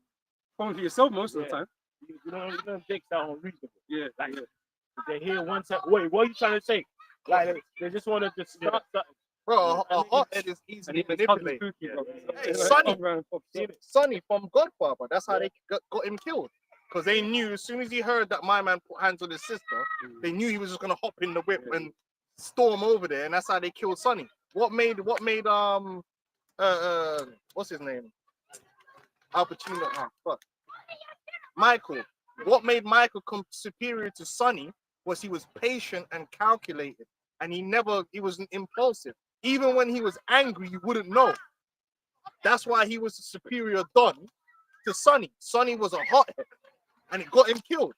Because when you know a man's a hothead, easy to manipulate, and they're impulsive, and they always end up putting themselves in a bad situation. And Man. that's what Esau did to Jake. In everything that he pushes in this imagery of like basically pushing that thing of like Jake is in this position. He knows how to use that against Jake, man. Yeah. That's why you gotta be careful with these Edomites. It's really that's the spirit of that's that Rocco's spirit of Cain. Yeah. You know what I mean, he's just like, fuck it. I'm gonna shut Act first, think about it later. yeah. When he got put out, I mean, my brother. You get videos of people leaving a job, by crashing out. You never do that. Listen, you never do that because you never know. You never know. So what you even if you hate the job, you always leave in a respectable manner. Because then no one can say anything bad about you. You know what I'm saying? Like, and it's true. Going forward in life, that's one of the I learned that from my grandparents and that. To say this, you never know the way you act in a particular situation. If someone that's involved later on down the line, you go for a job and that's the person interviewing, and all they remember is when you crashed out like a fool. But people turn that into a social media and people be, you should have. Like, bro, it's no need, man. You've already left. So, handing your resignation, it's been good. Bye. Gotta go. Yeah, go on. They were saying they say like you never allow someone a crocodile before you cross them in. Yeah, man, that happened with my woman the other day. Like, the job she's at, the manager hates her. And I said, listen, just go through don't do no bullshit. Just go through the process of leaving or whatever, and leave with respect and amicable. That's it. There's no win for doing stupid shit. There's nothing you can win from that. You know what I'm saying? Like, just make sure that if they do have something bad to say about you, it's a lie. But if you give them an opportunity to say, and he left and he threw glasses everywhere and smashed this and chimped out and look, it's online. Look, what are you doing, man? Spirit had I it. quit. When Yeah. you start doing foolishness. Spirit had it. My old manager from my previous job, he used to give me hell and try to target me. Right? And I found out through the grapevine, through the old staff, they had mental health problems. One guy now is not the same. Like, I don't know, like it's suicide or whatever happened to him, right? And then the Spirit had it where years later, maybe last year, I saw him in a car park in my new work uniform for my new company. And not, pride. I know I earned, I mean, a bit more than him. And I was in my bird car, which is a bigger car than mine. So, I was like, hey, how you doing, man? Oh, that's a nice car. I was just, where do you work now? I told him where I work. And I see Spirit. You know what I mean, tough. But I can't lie, on the corner, I was I remember when you did, you know what I mean? Yeah, but you won. Yeah. She got pretty good that day. And guess what? I actually went to my old branch to buy stuff like building material, and they gave me a discount. I'd say thank you for all the food you gave me. The food you gave me, I was able to get a better job. You know? But I was Respect. so now I still get discount. Yes, you see what I mean? Now, if you tripped out I now, wanted to crash out. People forget that everything nowadays is forever. If it ends up on the internet, man, ain't no taking that stuff down. You know? yeah, but I know, yeah. So and that's why you gotta have good people around you that can cool heads that can give you advice, man. You know what I'm saying? And like an adult and not like a teenage child. Yeah, go on. Ecclesiasticus 1 and 21. The fear of the Lord driveth away sins, and where it is present, it turneth away wrath. A furious man cannot be justified, for the sway of his fury shall be his destruction. There you go. You're meant to have rule over your spirit. Man. When you get in emotion, it means you're not in control. Yeah, You know, we that's know, not- listen, we know the type of dudes, man, and we know where they ended up, man.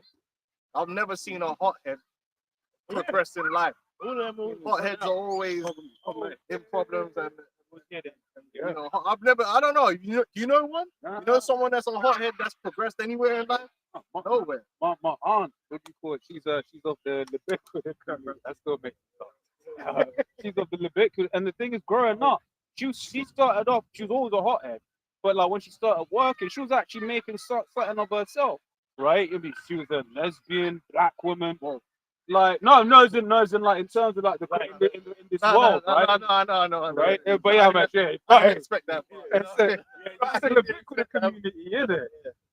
Oh, is that what it means? Yeah, that's what's it? Oh, Yashawamba, isn't it? Oh, Right. No, but it was like she was all working herself up, right? And in this world, she was ticking all of the boxes, right? Black woman, whatever.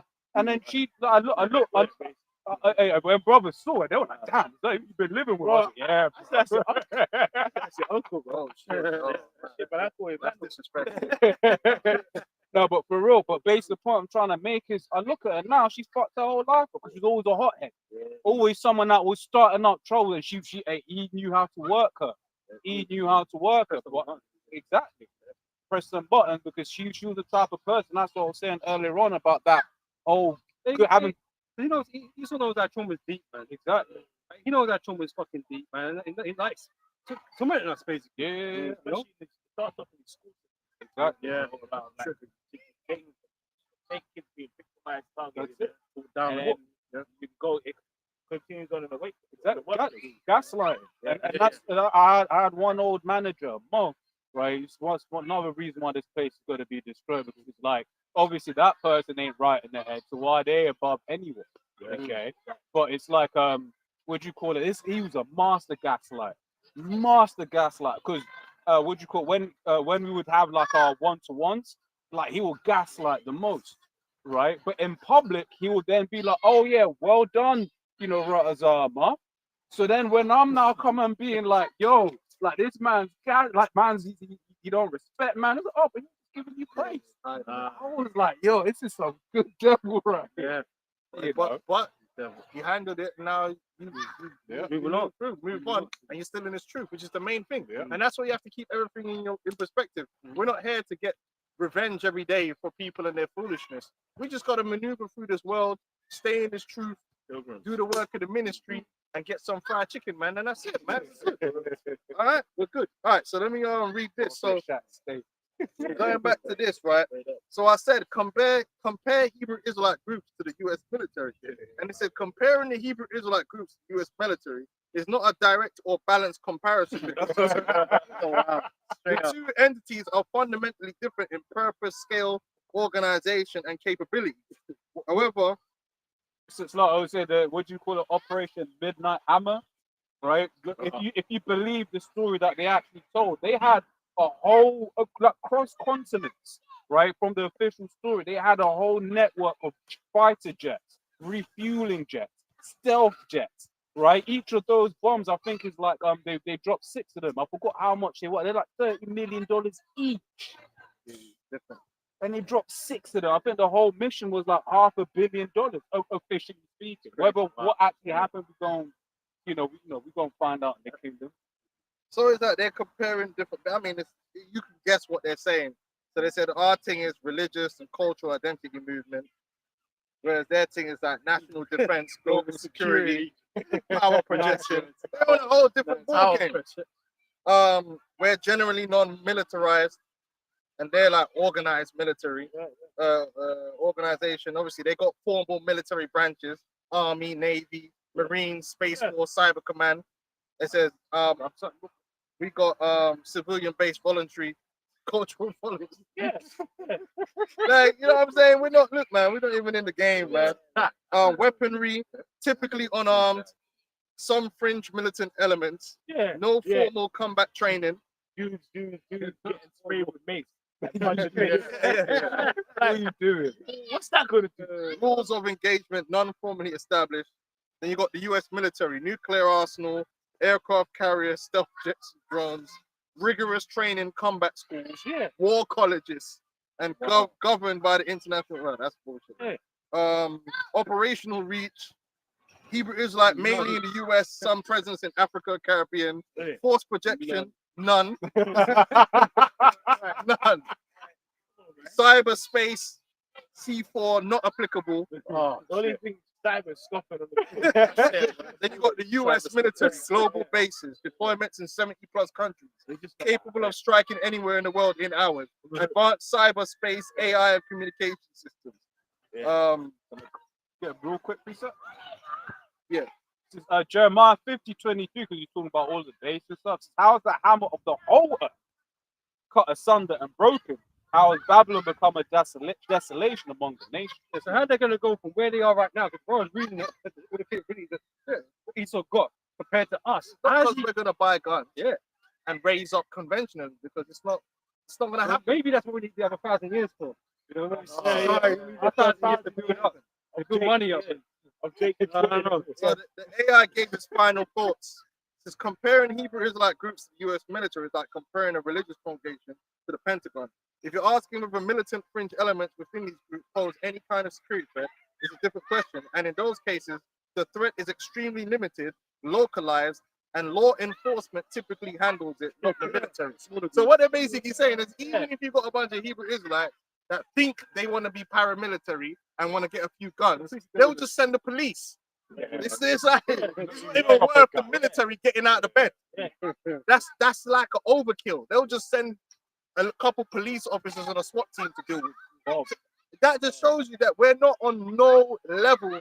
In 2025, the Hebrew Israelites, we're not conventionally a military operation, and neither will we be, and neither should we be, because that's not what the Lord is desiring. However, we're still an army. We're just not a conventional army in the eyes of the world.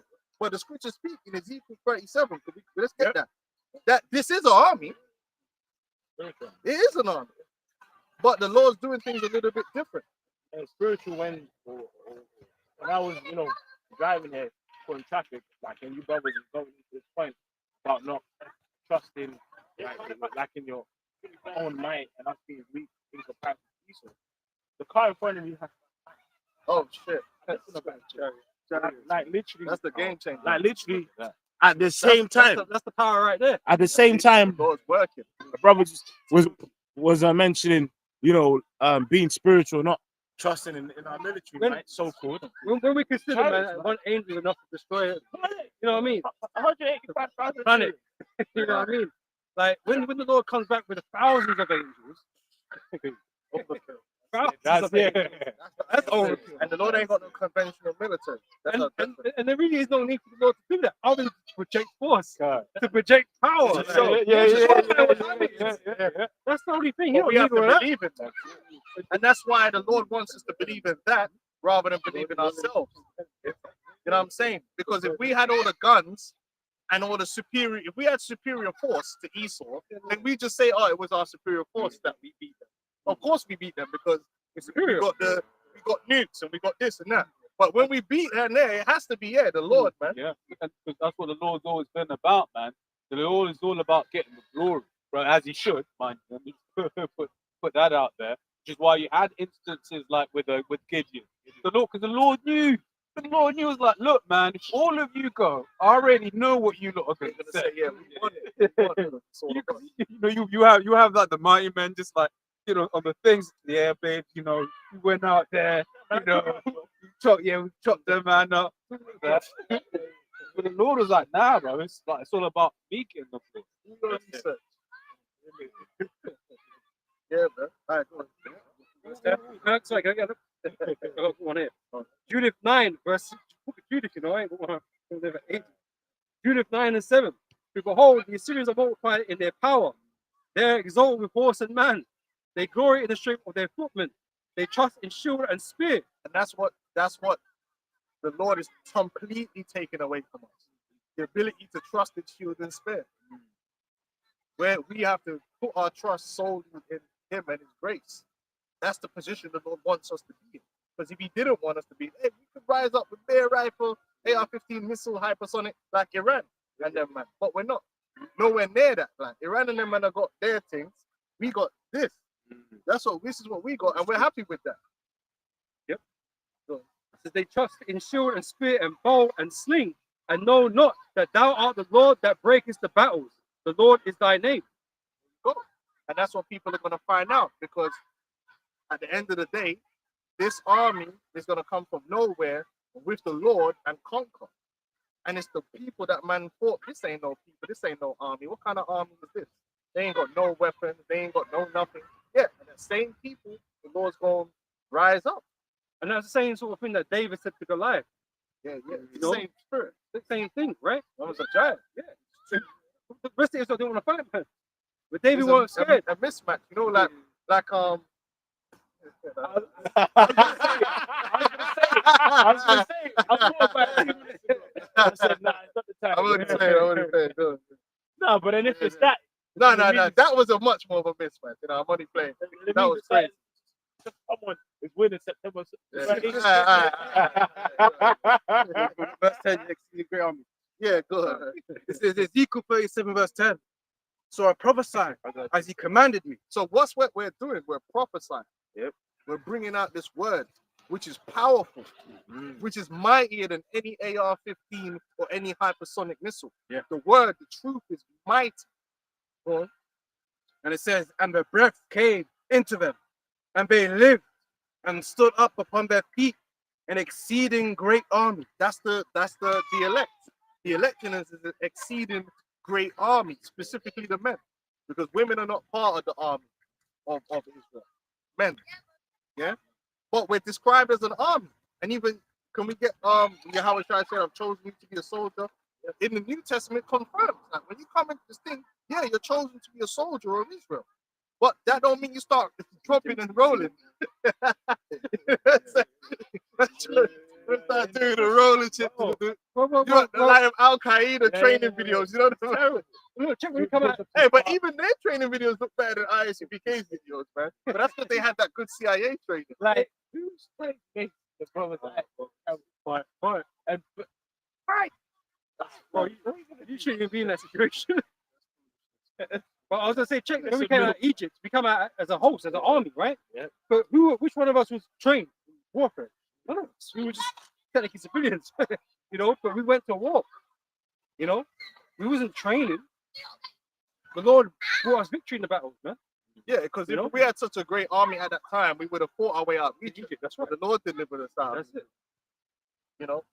So yeah, look, man, it's everything is the way it is for a reason. We're supposed to be the poor. We're not supposed to be rich. So that you can't point to these things and say that's why we were delivered. The Lord has stripped us of everything that you could carnally say, okay, yeah, we were supposed to win. No, really, we're supposed to lose. When you really break it down and you do the mathematics here, as a people, we are like wounded and destroyed and weak. I don't care about your music videos. I'm talking about the reality of the world, because like basketball and all that stuff is BS. In the reality of the world, in terms of projection of power, in terms of being able to make laws and make things happen, we're nowhere to be found. Even Elam has more power in the world than us. Yes. Yep. That's why you get your Matt. Keep thinking about this, like, you know, with Matt Walsh when he made that statement of like, yeah, what he said was of great pride. Really, what he said, he was basically saying no one can take us down, and that because Edomites know. That's why they'll hear what we're saying, and deep down they're stopping these guys. Yeah, they know. Because it is the actual truth. Military. But there is one. But it's not the actual. No, I mean like here, right? But there is one who is greater in power than you. Yeah. And you're just hoping he don't exist or he's not going to turn up. Bro, You know? It's sort of like, remember that example? He was speak about what he was saying, like, they want to put things whatever. Oh yeah, the Native American Indians, they won in the Supreme Court, and then the president said, "Okay, now that you've done that, you've made that ruling, enforce it." But they can't, because the leader of the armed forces is the president. So even if the court makes a decision, the president has to get the army to enforce it. Yeah, because the world runs on. That's Listen, the powers. the reality is that this world runs on badness. Whether you want to call it street badness or legalized badness, badness rules the world. He who has the power over death is the one that's ruling. That's a fact. The man that is the most feared killer is the one that's ruling the world. The elites are killers. They kill people. You cross them, you die. That's how they have that power. Esau has gained supremacy over the world. Imagine if Esau didn't have no guns. You think he'd be ruling the world? No, because someone else with guns would just take that fuck you then. Boom. Badness, yeah? Badness is what rules the world. What only problem is that these men don't realize is the Lord is going to up our badness level to something different. With them spiritual badness. Yeah. But power and, you know, the power over death is what it is, man. Because you think about it, scripture says every knee shall bow, every tongue, like you can imagine everyone's shit. It's just like It's Yeah. fair, man. Esau hasn't got everyone like that. yeah. You know what I'm saying? But the Most High can give us the ability so everyone can bow. Everyone's gonna bow, man. Everyone's gonna be scared. Everyone's gonna be Yeah, scared, man. because Lord's coming with that true Real badness. superior military. All kings of the earth shall wail. Yeah, Joel 2:11. Let's get that. Getting that. So Romans 9:17, for the scripture saith unto Pharaoh, even for this same purpose have I raised thee up, that I might show my power in thee, and that my name might be declared throughout all the earth. Because even Egypt was a great military power back then. They had chariots. Israel never had chariots. So that's the equivalent. Like, it's a force multiplier. You look up force multipliers, man. When a man's got chariots and you ain't got chariots, you're automatically at a disadvantage in war. They had chariots. That's like having the tanks, and you know obviously it's not a tank, but it's better to be rolling on the chariots. That means they had the horses, they beat move around faster, They had carry more money. multiple people, weapons, and all kinds of things, you know? But guess what? They lost, man, through the Lord. The Lord delivered us out of their hand. Just like what's going to happen again. We are going to prevail. We're going to do valiantly against an army which is too strong for us. There's no mathematics that says we should go anyway. I've still got that. Yeah, you got them scriptures. Can you move back? It's go on my phone to get cooked in it.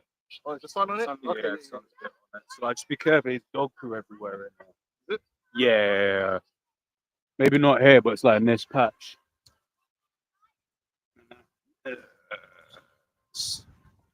Yeah, because it stops charging and that because of the heat. You know what I mean? Man can't get the high level equipment. Yeah, go on. Yeah. You got what you got? Joel 2. Joel 2. Yeah. This is Joel 2 and verse 11. And the Lord Yahweh shall utter his voice before his army, for his camp is very great. Yeah, the camp. The camp's talking about the elect. It's a great camp. All right. So we are army, but there's a nuance. So we're not gonna come out here and do what ISUPK do and try to overdo the thing. We gotta give you the true balance of what it means to be an army in this thing, to be part of this ministry. It's a balanced approach, it's a disciplined approach, and understanding what we're in. Anyone that's trying to sell you this, the soldier in the way of the world type soldier thing, like your Che Guevara or something here, they're going off. And they're running a scam. Right? And it says, Pepper spraying, man. Oh, and turn to punch Mitch. just go join Ninja Warrior, man. You really think that's going to prepare man for the day of Raw? And like I said, listen, if you want to learn how to do Muay Thai and do boxing and all these things, that's personal stuff, and that's just, you know, no. But This is not camp for that. that's not what the ministry is for. The ministry is supposed to be for the word, and the building up of your faith, which is the most important asset above all things, above any guns or anything like that. What is take faith as a helmet? You know, all of that. The whole Yeah, armor the of the whole Lord. armor. That is your defense. Yeah, that's Yeah, it. no? You didn't say go buy the armor. Oh, sorry. And it says, for he is strong but executeth his word. For the day of the Lord is great and very terrible, and who can abide it? Therefore also now, saith the Lord, turn ye even to me with all your heart, and with fasting, and with weeping, and with mourning, and rend your heart, and not your garments, and turn unto the Lord your God, for he is gracious and merciful, slow to anger, and of great kindness, and repenteth him of the evil. So really, what it comes down to is we need the mercy of the Lord. We need his grace. We need his benevolence, man, to be delivered in the time to come and to receive the victory. Because really the victory is Yahweh Shai's victory. We're just trying to be added into that victory. Because Yahweh Shai is the one that's going to come and really show Esau what time it is. And it's going to be glorious because Esau has been built up like a good PVC. He's been fighting bombs this whole time.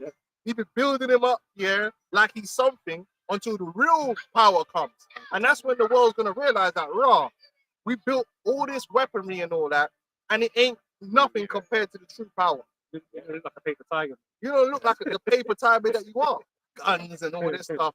And it's like, it's cute, and it's effective against flesh, but it can't work against the holy armies. And it ain't going to work against the men of the Lord once we get them upgrades. You trying to do upgrades, you little genetic modifications, all this stuff, but the Lord's already got the best stuff reserved for us. And in the scripture says, in the twinkling of an eye, we're going to be changed. And we're going to be, Split second. Yeah. we're going to be the weapon. Hey, the Lord's already got the final forms, man. Like they showed you in that latest thing with Sentry, the US government. I didn't watch it, but I watched breakdowns of the film, you know what I mean? The latest, what's it called again? The mob. Oh, Thunderbolt. Thunderbolts. And you got the Sentry. And then it's like some bullshit. You know, they're so dumb. They make everybody OP now, Yeah, so man. it's all ruined. You just give a man a drug and then he turns OP. It just ruins everything. Like, is that easy? Anyway, they gave the guy the drug and he basically got every power and he's like a god. And it's like Esau think they're gonna be able to do that. No, you can't. You can't. You know, you're just gonna be like the rest of you. The dumb devils, man. You ain't gonna be able to unlock the secrets of the universe to create gods. The Lord has that ability, and He gonna do it. We ain't gonna have to, this is the beauty of it. You spend all this time doing all this research, witchcraft, bionics, robots, genetics, and we just gonna sit back, read the scriptures, teach, and in the blink of an eye, the Lord is gonna give us what you've been looking for. And we didn't have to do no research. We didn't have to pay no money. How much money did we put into it? None. It was given. Exactly. Just some Wi-Fi. I've got a one on that point. Hey, that's efficiency. This is Ecclesiasticus chapter 11 and 5. Many kings have sat down upon the ground, and one that was never thought of have worn the crown. And that's what's going to happen with the elect. Right now, the world ain't considering the Israelites because we're nothing in the terms of geopolitics. Yeah. We're just fringe. We're just out here talking. Land. That's what we got. You ain't got Yes. nothing. The only thing we have is the word. Couple man bought some goats and that's about it. Goats. You might have a Passover Yeah. cookout. Yeah. That's it. You know. But the thing is, I forget the rules. It's different places have different rules, but it's like they may not even be able to sell them goats if they slaughter it and stuff like that, because there's all rules around slaughtering and this. How you mean, man? My slaughter the goat. So, Yeah, no, but it's it. It's like we are when you start looking into certain laws, like we're just in captivity. Bro, and it's actually, I believe it's a mental. numbers 18. It's a mental, like, you're insane to believe that you could just, you heard this truth, right, which was through spiritual means, and then now you're in the faith. You think through carnal means how you're gonna win. How that is insane. Like, it was through the spirit that you learned, and now it's gonna be by your. Here it is. He's 39, got two bad knees from a football injury, and now he's going to destroy Three Esau. bad, look it up. That R9, innit? Yeah, it's just not I got happening. 2 knee surgeries. 2 knee surgeries, one like a metal plate in your shin, and that's how you're gonna fight Esau. It's not happening. The only way we're making it out here is through spiritual power, man. My divine divine providence. Intervention. By divine intervention. Yeah, but Divine- niggas don't like that. Oh, no, They don't like that idea. They don't like, you hear it, oh, pie in the sky. yeah, They don't like that idea, but that's okay. People like the Saint, yeah. he's so intellectual, because now you got a problem with us saying that Yeah. Jake is cursed. But he's trying to twist it. Yeah. Because we're not saying Jake is cursed like how Esau was saying Yeah. he's cursed. We're He's saying saying- Jake is cursed according to the covenant. Yeah. But it's not a permanent curse, because the same way we're telling you Jake is cursed, we're providing the solution. Oh, And, but the problem is Jake don't like the idea that Yahweh Shai is the solution. Jake want them manosphere solution. But the manosphere is, let me tell you something. The manosphere, they got certain things they say that are correct, but most of what they're doing is bullshit. All they This do not gonna is help you in feed Esau's off, no, world, man. feed off the gender war, Yeah. and get your subs. That's it. Yeah, half of the stuff And them drive man are telling you, if you apply that in your life, you're gonna be You're destroying gonna yourself. ruin yourself. 100%. Because it's just gonna be not how to balance anything. 100%. You know that?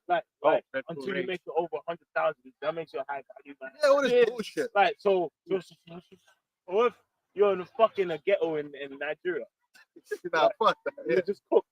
yeah. But you Like know that. what? Faith, if you're the elect, then that lowly brother, But he's, somebody in the he's sight too of the Lord. intelligent for his own good, and Yeah. he's selling to our people a way to save themselves. But you gotta understand that the spiritual aspect of the curses is what's been stopping us. Yes, Because you think you're prolific, you ain't prolific. yeah. There's always been a Jake that's like, oh, if we could just do this and do Yeah, that, man. because but you know what? It never works Nah, tell because of the curses. Because there really is only one way for us to be saved, and that way is Yahweh Shai. That's And right. Jake don't like that because they want it to be in their own hands. Yeah. But in a way, it's in the Lord's hands. But the Lord has given us stuff to do. But Jake don't want to do that. You want to be your own savior, right? But guess what, man? Good luck with that. It's spiritual, like how remember Jake was going into captivity in Babylon. The Lord was like, look, man, just go and serve your time. Don't fight, just chill. And then there were certain Jakes who stayed there, like, nah, man, but they got taken out. They want to be their own savior. They want to be disobedient again. You're already in the situation for being disobedient, and then you want to double down on it. So when this guy that's saying, he's a good, strong orator, Just and he's intelligent, and he's done well for himself in life. So now he thinks he's a savior. yeah, exactly. Now he thinks he's smart. But when all hell breaks in America, you're gonna fail. And you know why you're gonna fail? Because you might have all the attributes which are great for you, but the Lord is against you. You're finished. And so you're gonna be Speed, finished. step speed. Man's You're got like on FIFA. the feet. Yeah, but if the Lord's against you, you're gonna be surely destroyed, man. It's like, so when you mentioned like the red pill guys or whatever, you get people that will be wanting to like look to them to better their lives. I was thinking like actually right, like actually being in this truth. Yeah. That's the real way to better your life. I'm sure Yeah. everyone here Yeah. can be like, you know what, before this, like I like shit. But then this truth, it tells you, you know, for instance, if you're gonna get anything, it's by the will of the Most High. So if you ain't like I can't get a girl, but then you'll be like, look, man, Yep. hey, if you get anything, I'll give it to you. But even though it was Even if it speaks about some things destroy a man. exactly. Yeah. So you might not even, you want it, you shouldn't have it, man. Understand it now, and that Yeah. gives you peace. Or at this point in time, you shouldn't have it because there's ebbs and flows. Ebbs man. and flows. You might want to be the biggest baller in town, but you find out it's like I'm just saying, trying to build the kingdom of heaven for yourself ain't gonna work. It's not gonna work, man. You know what I'm saying? We're just here to do the ministry is the only thing that's gonna be actually fruitful. That's gonna take us through to the other side. Every other organization or movement is gonna fail because all these red pillars are gonna die. Like their way isn't gonna make it. That's the thing. This truth might not make you a millionaire. That sure probably won't, but it right? sure won't make you cash. These men might make you some money, right? They're making their own money off you, right? But it ain't gonna save you, man. Money's never saved anyone. Right, the money. Yeah. Money. Yeah, Jeremiah. Put that double entendre. Jeremiah 9:23 and 24. That's great. We all have Three witnesses. That's a good scripture. Thus saith Yahweh, let not the wise man glory in his wisdom. That's the same. He is very intellectual. He's a smart dude. We're not gonna take that away from him. He has the intellect. Yeah, like that guy, Jake, innit? You know that Neil. The Greeks, Yeah. right? Talk, man. Yeah. Man. You want that, Donovan, because you see, you could be smart and appreciate a man's intelligence, Yeah, like, but you know where you end up lacking intelligence? When you lack Faith. the word, you lack faith. Now you're gonna be dumb. Yeah, you're Now gonna be your dumb. intelligence is turned to foolishness. It's foolish. You know, because when he started, the curses, bro, that shows you don't understand the scriptures. So as intelligent as you are and all your degrees and all you've achieved, you've fallen at the simplest of things. And now you're coming up against the truth, which is the stupidest thing you could possibly do. Because that means your intelligence is now void. There's like the most I can make the illogical happen. Yeah. And that's not in your Yeah, parameters yeah. of intellect. Because you think, that doesn't make sense. Of course it don't. But the most I can make it. But what's illogical about the curses of 28? He's just being an idiot. It's very comfortable. It's not illogical. He just don't want to accept it because I've heard him. Yeah, he has a way of thinking where it's kind of like he's absorbed with himself. Yeah. Pride. It's pride. That's all it is. And he's not the type of guy that's gonna want to give glory to anyone but himself. He wants me. He's a me guy. I'm the savior. Listen to me. Like, you get me? I'm the one that's gonna save you. Where we don't come with that spirit. We're like, yo, man, this is how it's time, man. We need salvation. We're humble. That guy ain't humble at all. You know, and he's gonna get humble. Because go on. It's not always say that's that I can do by myself, spirit, man. Right? All of them women, you be like, yo, babe, you shouldn't be Bro, you're still paying taxes, man. There you go. Still subject to payments, bro. You're under the curse. Yeah, but when the Lord destroys America, where you gonna be at? And this is why we're reading that. Because all your intellect ain't gonna help you at that moment. Yep. You're gonna get hit with a missile because guess what? You don't believe in the Son of Yahweh Shai or respect his word. So now you're gonna die anyway. Go on. Yep. It says, let not the wise man glory in his wisdom, neither let the mighty man glory in his might. Yeah, because he's saying he could fight a little bit. Okay, cool. But that again, that we've been speaking about. That if the Lord is against you, all that fighting ain't gonna work anyway. Go on. Yep. It says, let not the rich man glory in his riches. Yeah, he got money, which is the main thing that makes a guy shine in this world. The success. That's got the money. And we ain't hating on you. You should get your money, man. Money's useful. But getting the money isn't going to save you either. Yeah. But let him that glorieth glory in this, that he understandeth and knoweth me. That he understandeth and knows, which comes with confidence. You know, which is with faith. You know what I mean? Confidence, comfort. You know, it like really, this truth is what gives you purpose. Because everything else in this life is uncertain. I'd even be more key to that. it gives you purpose that's gonna last. Exactly. Because you can have purpose outside of this truth. Yeah. But what does the scripture say? Seeing that all these things shall be dissolved. What manner of purpose shall you be? Because you can have purpose to build, good. Like you want to build London and build skyscrapers. Hey, great, man. I could go in one maybe one day, go in an upper elevator. But when the judgment comes, that what you built is going to be destroyed. But the point is that the ministry, what the ministry is building, is forever. So what would you rather, build something that's forever or something that's going to be destroyed? Which is really, obviously you go to the ministry. Yeah. The ministry is the only thing that's going, what it builds is going to transcend this world to the next. Everything from this world is going to be destroyed. I've got a direct one on that one. This is 2nd Ezra 16 and 40. Oh, my people, hear my word and make you ready to thy battle.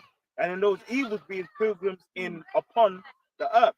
He that selleth, let him be as he that fleeth away. He that buyeth as one that will lose. He that occupieth merchandise as he that shall have no profit by it. He that buildeth as he that shall not dwell therein. He that soweth as if he shall not reap. So he that planteth the vineyard as he shall not gather grapes. They that marry as they get no children.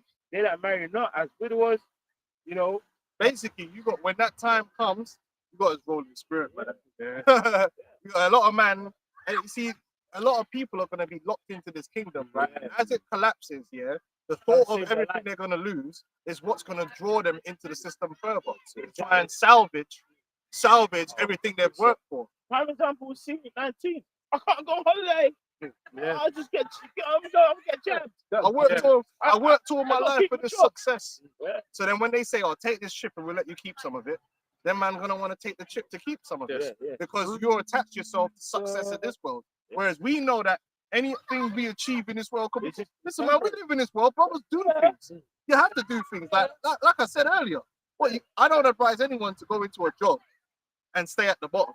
I would always advise brothers, listen, brother, if there's a role that's going to pay you more money for less hours, do it. And it also helps in your spiritual development, because a lot of times, as a prince should always be learning how to go up and learn different levels of a game anyway. We're supposed to be princes, man. So that also gives you insight to life, going up levels, understanding how to be over people and things of this nature. You know what I'm saying? So if I build back on the point I was making earlier on about coming into this truth, because in this world Esau tells you that as a Jake, he tells you it's not true, that basically you don't amount to anything. So Jake, they just be so, I can't do this, whatever, what have you. But I'll always remember the reason why the Spirit got on to me to start learning the languages. I looked at my boss at the time, it was an Amlika. And he was able to speak like 5 languages. I was like, nah, I'm not having it. You're an Amlika, I'm an Israelite. I can do better than you, man. Right? And that's it. It's like when you understand what that surname means, you're like, yo, you can do things. And again, it's a balance. It's understanding that, hey, listen, this is the ministry is the priority. But then you got the Clark Kent side of you, you're gonna do things. But a lot of men can't balance that. It's either all the way one or the other. Like, no, you can kind of do both in a way. Because we all go to work, brothers get promotion, otherwise what you're gonna do? Just sit in the lotus position reading scriptures all day. This is not gonna work, is it? Because then how are you gonna pay your bills and you know what I'm saying? But there's a balance which comes with spiritual growth. Like, so we're not gonna say to a guy, oh, if a brother could buy a house and it helps his situation, oh, brother, you're going off, man, you're buying a house. Nah, man, that's somewhere for him to live and it might work out better for him. Oh, I ain't gonna buy no car. You know what I'm saying? No, you could have possessions. How am I gonna get around? But you don't buy into it as in, like, this is permanent mindset of it, isn't it? Which is what 2nd Ezra 16 and 40 is going into. It's like you can view things, but what spirit are you doing things? Yeah, exactly. And every brother is different in what they, the Lord gifted them with, or what capacities they have. What might be, all right for one brother, might not be so good for another brother to do, or it just depends, man. You really have to know yourself and know your spirit before you do any of these endeavors, man. Because you have to put the truth first, man. That's right. And if it's not sacrificing the truth, then okay. Yeah, you could have a good job. You know? Hey, but remember they were saying we had no job. They said, oh, them GMS are bums. That's foolishness, man. Obviously, you got to have jobs you know, because you got to put food on your table. Some brothers has got family, some brothers don't have families. Life comes at you in different ways, and every brother has their own situation, but it's the same spiritual knowledge that you have to apply. So for some brothers have got kids, but then we still do the work. You know what I'm saying? And but that don't mean I don't take my kids to the park. You know what I'm saying? Or, you know what I'm saying?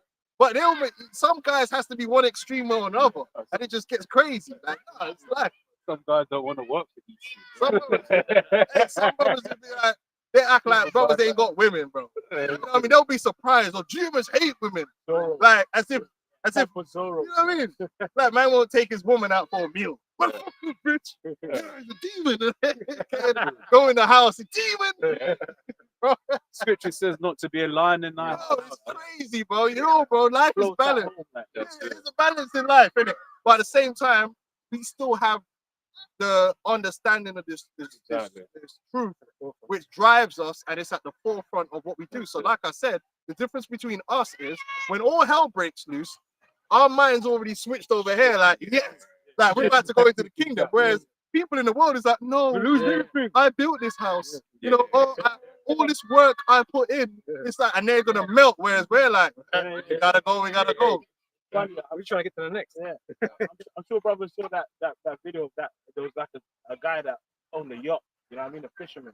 And he's had a boat trip, and his boat caught on fire. Yeah.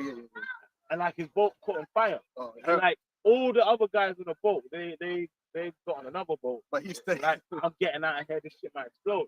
He's still trying to save the boat, trying to get the seawater. Because it means everything to Yeah, him. Titanic, innit? It's like, And then just before he was gonna drown, he finally accepted that, okay, the boat has to go.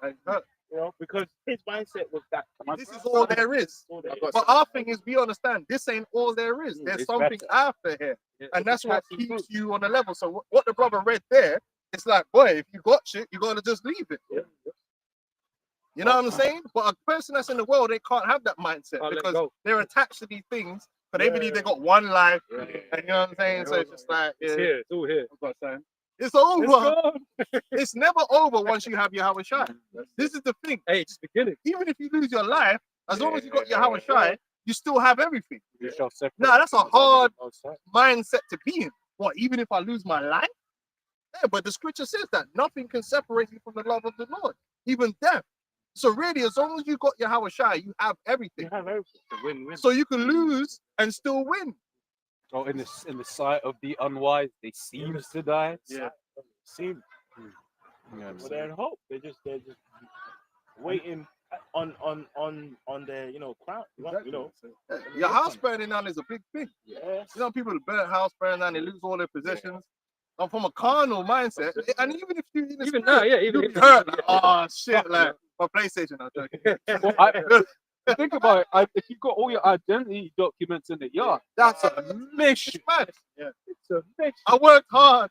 Well, that's I'll be honest. I've got my. Just got mine. Yeah. I see my grandmother go for it. Oh yeah. I see my grandparents and my parents go for it because in Montserrat, bro, I come from poor people, like poor. That's it. You know what I'm saying? And my grandmother, her generation, she worked hard enough to build a nice yard, blood. Yard was nice, blood. Nice. Then the volcano came. That yard is destroyed, and the insurance didn't even want to pay because they said it was an act of God or something. You know what I'm saying? So imagine that she's worked her whole life, and it's like, okay, Finally. I've come from poverty and I managed to build this nice yard for myself, and the Lord took it. And she just had to, and then we end up moving to England. Now she's living in a flat on the 3rd floor, like, with no garden, no nothing. So I've seen how people can be hurt by it. Yeah. But life goes on. Life goes on, and as long as you have the Lord, it'll be all right in the end. You're gonna get everything back that you could possibly lose anyway. And better. Oh, you have that's to have that Matthew mindset. 19. That's the story of Job. Yep. Oh, he had it bad. Yeah. That's a, Guess what? And he got everything. so if you lose a child, that could hurt because it's like, how do you replace a Yeah. child? Like, you gotta go to the market and buy one, blood? Wait 9 months. And it's not, you know, it's not the same. Yep. And certain people, when that happens, they're never the same. No, because it's such a loss, isn't it? But this word will help you deal with loss. That's it. And once again, it's like you mentioned about breakups before, and that's like really something that really does break a couple up. That's something a lot of couples can't Oh get yeah, over. death of a child. Yeah, it's just that's like it. There's a lot of investment. Yeah. You know, look, we're all human beings, and anything you invest time into, you technically get attached to it. That's why a lot of man, even with if you're with a woman for 5 years and the relationship ends, yeah, it's gonna be a mad feeling because it's like 5 years you've done this, done that, done that. And the same could be the other way around. Anything you do something and you invest in it and it's just over and it feels like I got nothing from it. You know, but again, if you're a spiritual man, listen, the only thing that you should really be attached to is the kingdom of heaven. Because that's what's gonna be. Yeah. This is Matthew 6:19. Lay not up for yourselves treasures upon earth, where moth and rust doth corrupt, and where thieves break through and steal. But lay up for yourselves treasures in heaven. Like you know when when all these banks crash and all stored, you always put your mind of that's what's gonna save me. It's just all gonna fade away in the flash, right? Yeah, because the physical things can all fail. You can all fail. Man can be, listen, the reality of life, yeah, is even if you're a strong man, yeah, you're only one hammy pop. Listen, you got elite level athletes, yeah. Elite 1% athlete dons that do a sprint, yeah, and pop, see man, they're going off the pitch crying, blood. And these are man that's like, oh man, he got mashed Bro, up. his foot was like, Bro, and these are elite. Like, if a man who can rely on their body more than the top 1% elite athlete, and man's body failed him. Bro. You see all the time, man's run 2 hamstrings. Cisse, it could happen to anyone. Halliburton during the fucking the NBA finals. Man went like this, that's it. Achilles gone. You hear me? And these are elite level athletes with all the medical. It doesn't matter what you rely on. It can always fail you in this world. Your gun could jam. You know what I'm saying? You could run out of bullets. You know, money can become worthless. Yeah, money can fail you. Yeah. Anything in this world that's carnal can fail you. You can't really trust in it 100%. Yeah. Because we could go through history and I could show you where, yeah, that guy had money and it failed him. Or that guy was a great warrior and it failed him. Or that guy could talk his way out of anything. But there was a time where he couldn't talk his way out of that. You know, you know? Yeah. I feel Epiphany couldn't talk out his fucking guts, yeah. He was cooked. But we could show you where the Lord never failed no one. Yeah. So you better, there's no situation where the Lord can, there's nothing I can do. My hands are tired. No, the Lord could always deliver you out of any situation. Well, Maccabee, I mentioned Antiochus. Remember when that dude got sent to go and take the money? Yeah. Oh yeah. And he got beat up by angels. Angels basically. and then you know you prove. Man, I feel like Errol Spence. Yeah, basically. But you know it's funny because the angels actually spoke to them and said, yeah, we'll continue because I know the angels basically like explained to him, if it wasn't for this priest being here, you'd be dead, basically. Yeah, calm, man. And that's what this thing is all about. This thing is about building up brothers' faith in the Lord. Building up our faith in the Lord, where that's what we lean. I don't want a brother to lean on his biceps, because that's gonna fail him. Yeah. I don't want a brother to lean on gal. I don't want a brother to lean on his handsome looks. We're not here to get a man to lean on himself. What we want man to lean on is Yahweh Shai. Because we know that can't fail, and that's the purpose of the ministry. So then, yes, when we come out here and we do videos, our videos is all leading you towards Yahweh Shai. It's not going to be you trying to show you some other way or to build up your ego. We're not here to give you an ego boost, because your ego is going to get you destroyed. Yeah. Your ego is going to have you being found wanting, because every man's ego can fail.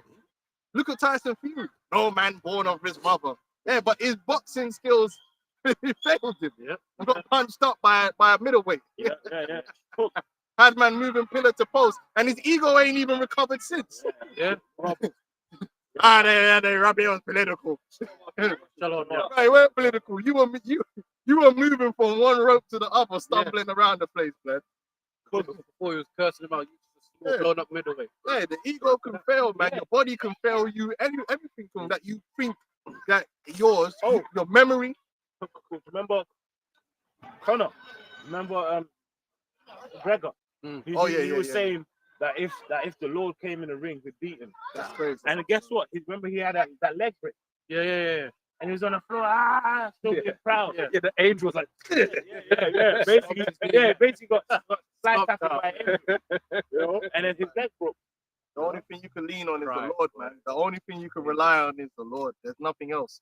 You put your foundation, you lay your foundation on anything else but the Lord and His word, you're asking for trouble, man, because shit's gonna fall apart for you.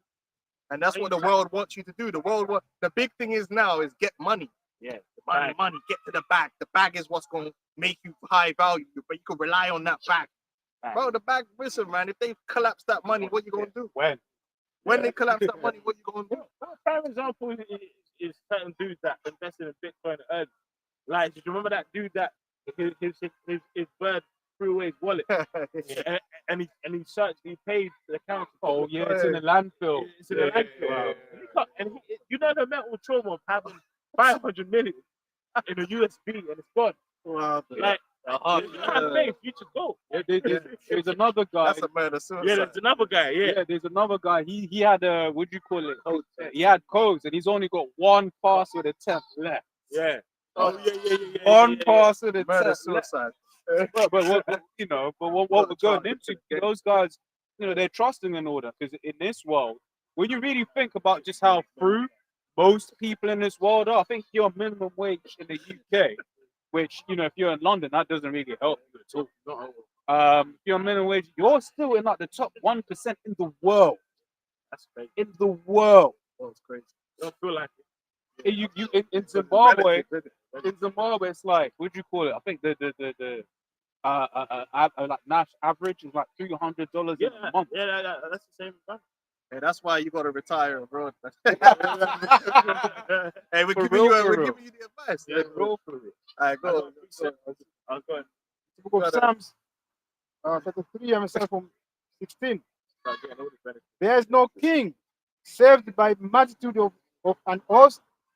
A mighty man is not delivered by much strength. An host is a vain thing for a theft, neither shall he deliver any by his great strength. Yeah. Because you got all these armies in the world, beginning with the American army, and they're all gonna fail. They're all gonna fall, right? And the Israelites, we're gonna win. We're gonna receive the victory, which is in Yahweh Shai, man.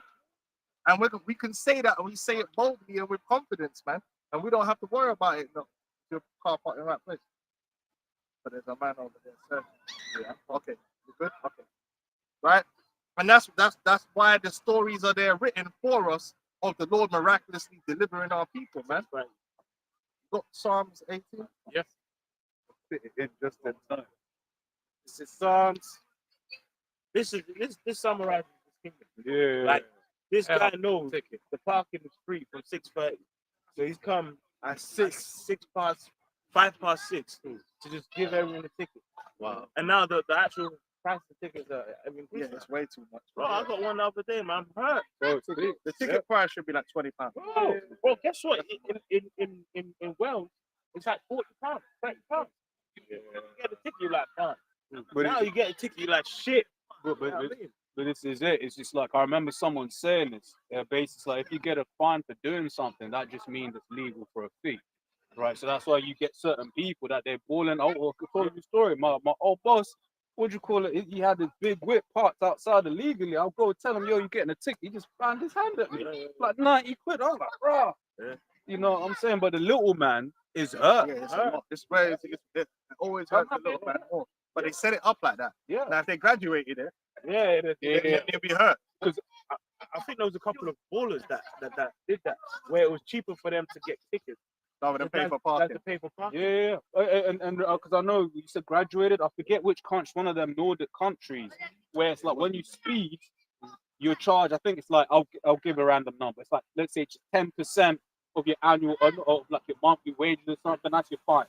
So if you're earning £100 a month, paying So 10 now, now. it's costing. Yeah. Because once again, when you're a baller, you just pay with someone else who's driving my It's always car. them Nordic mans that's making rules that make sense. It is, I'm telling you. Man. Anyway, go ahead. Psalms Can't 18:17. make any football. Yeah, no, Arsenal buy them. But go ahead. He delivered me from my strong enemy There you go. and from them which hated me, for they were too strong for me. And we're not ashamed to there's no shame in it. The reality is Esau's too strong for us, man. That's it. We're cooked. And I ain't talking about, come on, this is real life, man. Ain't nobody having a straightener for the world. You know what I'm saying? We're gonna have a straightener. No. We're talking about real warfare, man. I don't care about whether you can punch up an Edomite. They're gonna blow your head off. The reality is that Esau Edom is far and above too strong for us as a people. It's too strong. Look at that Alex Carp guy. Now, all of us, I'm not even a fighter like that. All of us could have Alex Carp. However, he's got that spirit on him. He's got them demons working with him, and he has the power over us. Let's just keep it real. His company has the power and access to be able to. Yeah. That's it. You It's can't, like, you know. you can't rise up against these people. Hey, us, There'll be a slaughter. There'll be a slaughter, and they're planning the slaughter. Alex Carp is Palantir. Right. Just ask them Palestinians, man. That was his stuff. They got the advantage in this world, man. But the Lord, just like He delivered David, the Lord is going to deliver us from someone that's too strong for us, man, and rise us up in power to be able to defeat him. And when it happens, man will know it was the Lord. They will know. They'll have to accept. Yeah, the Lord upgraded. This is I've got more now. That's done. Wisdom 5:1. Then shall the righteous man stand in great boldness before the face of such as have afflicted him, and made no account of his labors. When they see it, they shall be troubled with terrible fear, and shall be amazed at the strangeness of his salvation, so far beyond all that they look for. And they, repenting and growing for anger for spirit, shall say within themselves, that this was he whom we had sometime in derision, a proverb of reproach. The fools accounted his life madness and his end without any honor. And word honor goes hand in hand with value. They ain't gonna be nothing.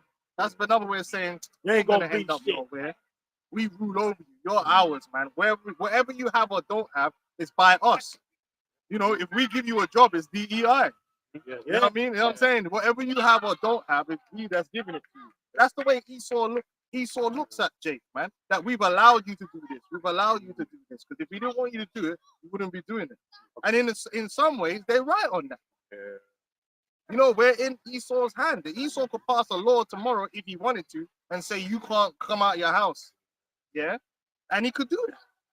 Now, a few liberals might have time to say, but even they would have to shut the hell up. So when them troops come out on the streets with the guns, like the little gang members, they'll get killed real quick. Because the reality is that most ends, only a few men that are already gang members, and they're untrained and fucking under resourced. They don't have thousands of bullets. They'll run out of bullets. They don't have the mechanism of war. The mechanism of war, you need replenishments. Supply chain. That's You need why. supply chains, man. They'll just wait you out. They even allegedly with the whole Ukraine thing, a lot of the EU countries are like, look, man, hey, we need time to replenish some of these missiles because those missiles aren't these things are hard to takes time. Smiths. But also money as well, and it's as the elders going into. These jakes ain't got money like that. Even if you got money, they cut you off from going to where you need to go to get your bullets. That's it. Whatever bullets you got there is what you have. That's it. And then you're gonna start rationing them bullets, but leave one for yourself. That's it. Hey, remember, was it DHS, Department of Homeland Security? Yeah, they bought $1 billion. $1 billion, and that was like 10, 20 years ago. They got the thing. So imagine like how what amount of stockpile they have now, man. Hey, we fight in a car. We can't. That's why the issue. Average Edomite doesn't fare Jake. Not on a large scale. Like if you go to like Ealing Broadway, them Edomites aren't sitting in their houses worrying about niggas in Brixton stabbing each other. Because they know that that problem doesn't come to them. That problem doesn't come anywhere near them. And if it did, they would make one phone call and Trident will hunt all these niggas down and they'll be gone. You remember that lyric? It was J. Cole, which got came faster than cops in white neighborhoods. It's true. If Jake in London that's doing all this shanking was really causing high society Esau a headache, they would get dealt with. Yeah. Trident and that would shut them down. They'll be just hunting Chris Carver and he's down, and they'll all be shifted and off road. Proof of that is in the part of London that used to have a lot of crime, is the Shoreditch area. Used to have a lot of phone thefts and stuff like that. But then the Edomites moved in, and all of a sudden, all those phone thieves just disappeared. Yeah. Why? Because the police were like, "Oh, we can't have to do something about it," Yeah. And then they dealt with it. They know. Listen, man. Esau got access to see the criminal world. It's an open book to Esau. Esau don't know everything that these dudes are doing. These dudes on their phones talking and texting. They're not sophisticated. If you got talent, you got CIA. They have resources to tap shit. They know what's happening. Yeah. It's just they allow it to happen because it's useful. Yeah. The minute they don't want it to happen, they can identify every member of your organization and have you removed. Yep. Worse if they send in jackals to just get rid of you completely. Then it's even easier. Because they ain't got to worry about No nothing. due They're just coming process. through. If they really, and which is what they're going to do at some point. Send in the jackals and then it's even easier. Because we ain't got to worry about due process. We just identify a target, we go take him out. No, it wouldn't be hard. We think this is all on music videos. Most of your gang members are in the damn music video. Yeah. Chris Carver had a music, all of his gang. They know who you are. And once again, the software can track every single one of you, man. Yeah, the software can track every single one of you. Would you? I failed him. Yeah. This is what, like London, it's got a lot of cameras and stuff like that. Everyone's always posting pictures on Instagram, was it lives and all of that sort of stuff, right? Esau knows where you are from your phone pings, from can't hide And even from if it. you delete messages, they can bring the still messages there. back up. The thing is, you call it soft deleting, man. It's like it's in software world. If there's a record, like people surprised on Chat GPT, even though I deleted the chat, it still had the chat. Yeah, we never deleted that. We just mark it as deleted so you can't see it. Yeah, like, I watch a lot of them crime statistic interrogations, and a lot of times people will delete their messages before they get arrested, thinking that deleted the whole message. So and then they'll be like, "Look, man, we know you deleted them." They have a system they can put your phone through. Yeah. Once they get the warrant to search your phone, they'll hook it up to the system, and like everything you deleted will come back. All them little kiddie pictures you had on there, they'll find it. Yeah. And I've seen it. And I'm like, "Raw, so you thought you deleted it, it's still there. and it's still there." So come on, man. Meditate. Yeah. And Anyway, go on. can I grab this as a precept what the brother read? Yeah, yeah. This is a Lamentations 2 from 15, right? It says, "Because all that pass by clap their hands at him. They hiss and wag their head at the daughter of Jerusalem, saying, Is this the city that men call the perfection of beauty, the joy of the whole earth?" So that's basically what we've been brought down to, right? But then what we're reading, in what we read in Wisdom 5, you know, what we read in Wisdom 5. What we read in Wisdom 5 is basically that thing of just like, oh, right, but it's like, yeah, we will clap in their hands, but the Lord is going to raise us back, he's going to raise us back up in glorious fashion. Man. All once again, that's what it says in Jeremiah 16 from 14, right? You know, speaks about saying, you know, no longer shall it be said, round about that. No longer shall it be said that Yahweh liveth that brought up the children of Israel out of Egypt, but Yahweh liveth that brought up the children of land of the north, because it is just so unfathomable what's about to happen. They Right? don't even make movies about it. Exactly. Strange. Because the unthinkable. yeah, because even the destruction that the Lord is about to bring, right? Which once again we spoke about how these scriptures are a comfort. Right, I always remember what the gym. You remember the guy that you thought was bumping for the gym with him and that. Right, I remember one time he was eating, but I was saying about the destruction, and he was like, "How are you gonna get delivered from this, basically?" Right, but then he mentioned the chariot, because for us, it's just there like, yeah, the chariot's in it. right? Because he's always That's away. crazy for them. It's crazy to people. You know, so that they even, and that's really what it is. People in this world ultimately worship Esau, and they don't see a way outside of the power that Esau appears to have, right? Oh, in fact, verse 16 says, all thine enemies have opened their mouth against thee. They hiss and gnash their teeth. Right? They say we have swallowed her up. Certainly, this is the day that we look for. We have found, we have seen it. Right? You know, even that's a precept to Psalms 83 because we got all of our these heathens. Right? They were confederate against us, and they're happy that we're in this position that we're in at the moment. Right? And also going into the you know the whole basic premise of this camp, which is we've been brought low, man.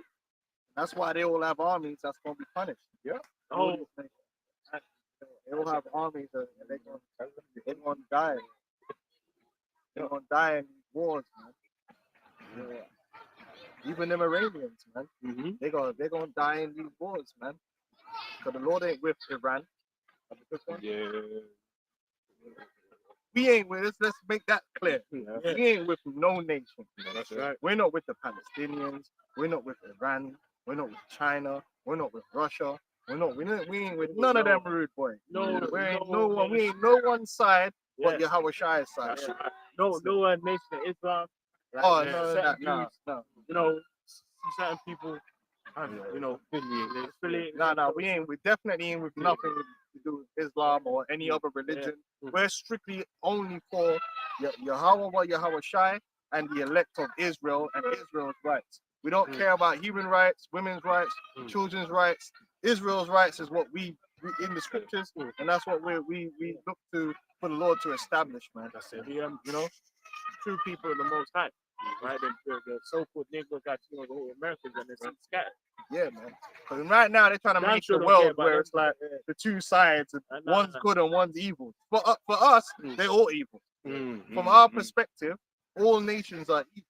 It's just there's one evil over here and another evil over here. Yeah. Well, we're not with Russia. Is Russia the good guys? Yeah. Like Putin, man, acting like Putin's beacon of righteousness. The hell with Russia. Satan is just going to be divided, isn't it? Satan is divided against Satan, man. How can he stand? Yeah, and their tension. Hey, they're pushing the chip. Benefits us, yeah. Russia's pushing the chip. They're pushing all that wickedness, man. Yeah. With the CV was proof of that. Yeah, you were like, oh yeah, China and all of that against each other. Well, China had signed over that. Russia had, I forget the Russian one. What you call it? Brits had Astra, and America had Moderna, and all of them. They all pushed it. That's the thing. All of them pushed it. We ain't with the Lord, man. So we ain't on nobody's side. If one man do wickedness to the other, that's crazy. Like, you see Amalek dealing with the Palestinians. Oh yeah, that's crazy. But that don't mean that I'm championing for the Palestinians. But they're like we always break down. The reason them lions is sent among them because they ain't right, and they're in a land where they don't belong. You know what I'm saying? So they're ultimately reaping the consequences of that. Yep. The Lord is sending in the lions, which is them Amalekites. Yeah. This is Revelation 6:15. And the kings of the earth and the great men and the rich men and the chief captains and mighty men and every bondman and every freeman hid themselves in the dens and in the rocks and in the All on us, hide us in the face of him. moon and from the wrath of the Lamb.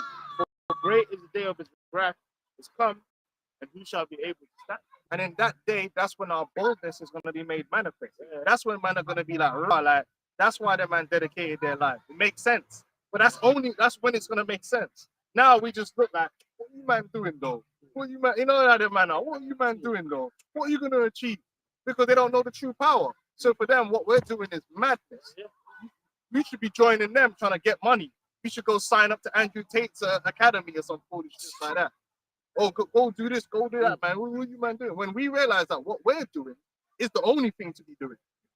This is the only thing that's profitable. This is the actual smart choice. Doing anything else is stupid because it's all gonna fail. And when the law comes, that's when they're gonna understand. Oh man, yeah, boy. If I had known, I would have been with these guys. Yeah. I didn't know they had that kind of power behind them. Oh, should have read the scriptures. the book of Second Ezra 9, and we start from 7. And everyone that shall be saved and shall be able to escape by his works and by faith whereby he hath believed shall be preserved from the said perils and shall see my salvation in my land and within my borders, for I have sanctified them for me from the beginning.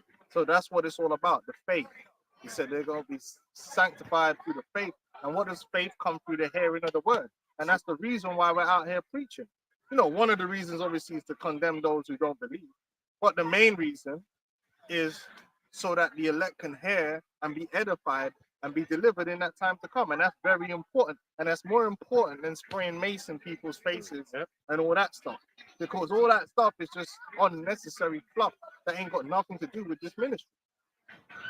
Like, we might as well start breakdancing. Hold on, brother.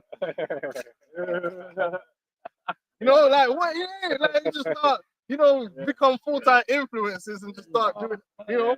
Hey, brother, you know, I can draw, brother. Look, look, I'll teach you how to draw. What am I doing that for? Yeah.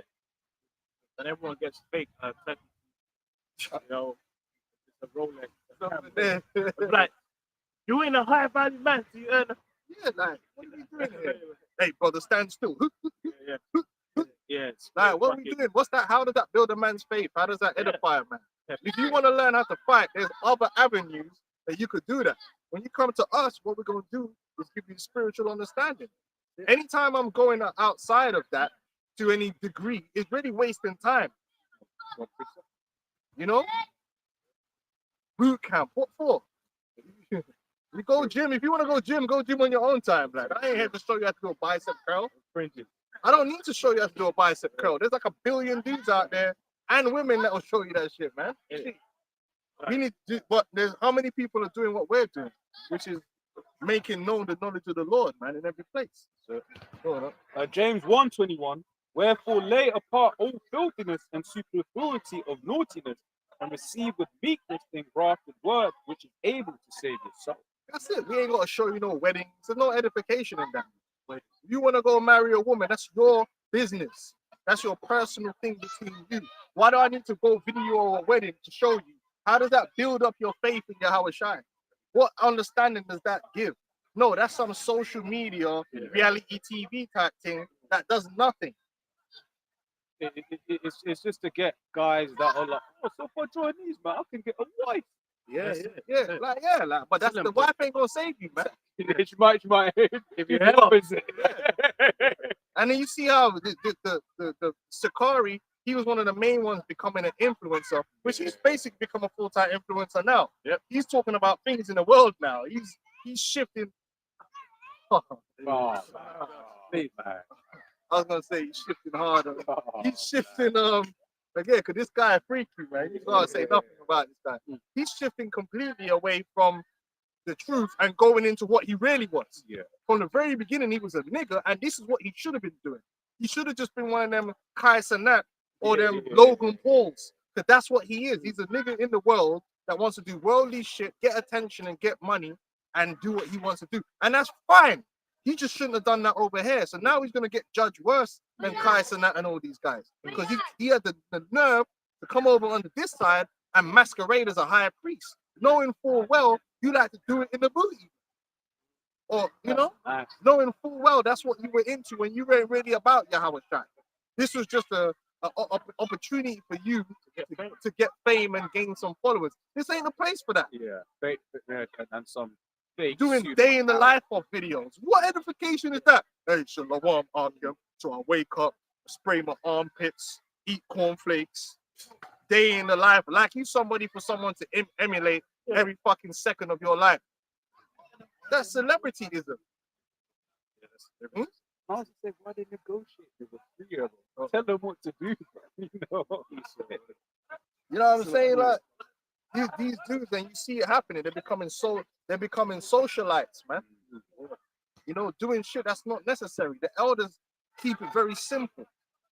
The only time you see that, like, the elders might do like one video about a smoothie, and it's a very short video, and we might go into health, but it's very brief, and it's because health is a big problem for Jake. So we might do a small video, but if you look at as compared to like all the videos we do, it's not even 0.01%.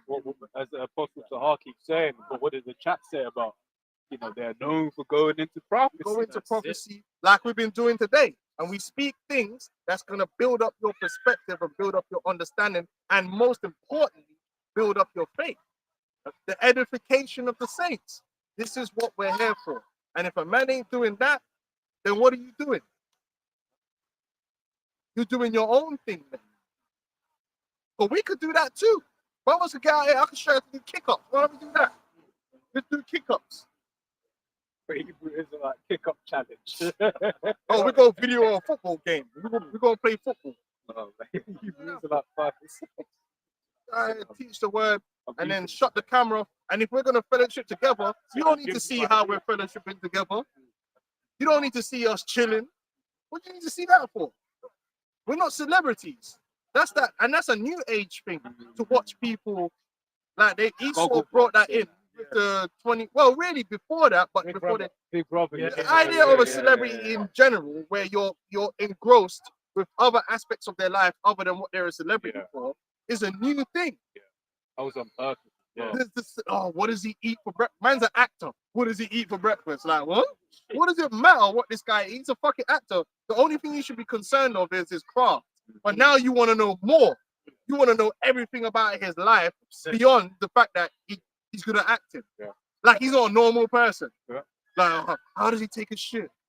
Like, what's your opinion? So now we got this celebrity culture where if someone's famous, you need to know everything about him. You need to know about his wife. You need to know his kids. Now it's so bad now. Even the kids are on camera. Yeah. So you need to know their kids. You need to know everything. Camera following them around. You just need to know. That's bullshit, man.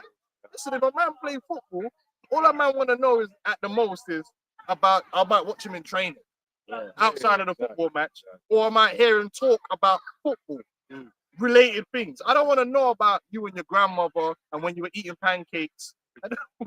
It's nonsense, bro. It's not necessary. Yeah, but what Esau's been able to do with that is mold the minds of the people. Because people be watching all of that. Oh, so and so does this, so and so does that. So then certain things that are off that individual is told that they have to do. Exactly, it normalized. That's why I always talk about that Dave Chappelle when he came back on Netflix, and he was talking. He was when you listen, he was joking around about the whole trannies and all of that sort of stuff. But what actually did he say? He said my best friend was a tranny. Yeah, it's crazy. So what if you're a big fan? So I don't know if I can say that. Right. But it's like when you really listen to what he said, he was saying my friend is acceptable. So then if you're a big Dave Chappelle fan, what have you just said in your mind? Yeah, this celebrity culture, and then we're not celebrities, so it's not like we're here to give you the edification, but you shouldn't be concerned with how I eat my chicken. Or watch me eat. Hey, watch me eat chicken with this brother. Like, what the fuck, man? The mukbangs as well. You don't need to do that. Yeah, you don't need to do that. What do you need to do that for? Remember, it's like mukbang. Fringes and gloves. Oh man. Yeah, Eating a bowl of wings. it's not like the elder Gabar said, we're not celebrities, man. And that celebrity culture is bullshit culture. If someone has a talent, you can appreciate them for their talent, and you might learn a little bit about their life, but to actually just zoom in on them and every aspect of them on a 24/7, you just want to know, that's insane. Yeah. That's insane, man. You don't want that. So when the camera goes up here, brothers might chill together. We don't need the camera on us so you can watch man chill. No, because you're wasting time. Man. Go do something else. Go on, man. Close up in a bit. Ecclesiastes 10:6. Folly is set in great dignity, and the rich sit in a low place. You know, they got it. I'll read that again. Ecclesiastes 10:6. Folly is set in great dignity, and the rich sit in a low place. Yeah, wickedness and folly is set in great dignity and pushed out there. They use celebrities to do it, man. Yeah. And a lot of people, their mind is too consumed with watching people doing foolishness. Like that Tyson, that whole They're mostly doing nothing. that is the hype. That's the heightened level of social media I ever seen. Yeah. Like, People I was actually just streaming watching and they're not actually doing anything. What about how many hours? Just living. Living. Have you seen that new Jake? Bear swole and he dips his face in water. And Oh yeah. running. All the way. Yeah, you seen me the other day in London. Oh yeah, when that idiot Modine fucking. Fucking That's dumb. fucking migrants. You know what I mean? Migrants. Yeah, that's mad.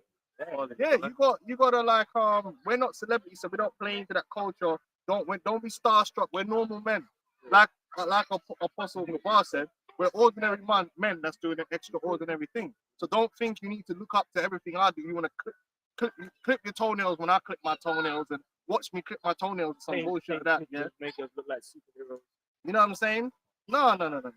Listen, man, we're here to uplift your Howard Shy, and that's it. Simple.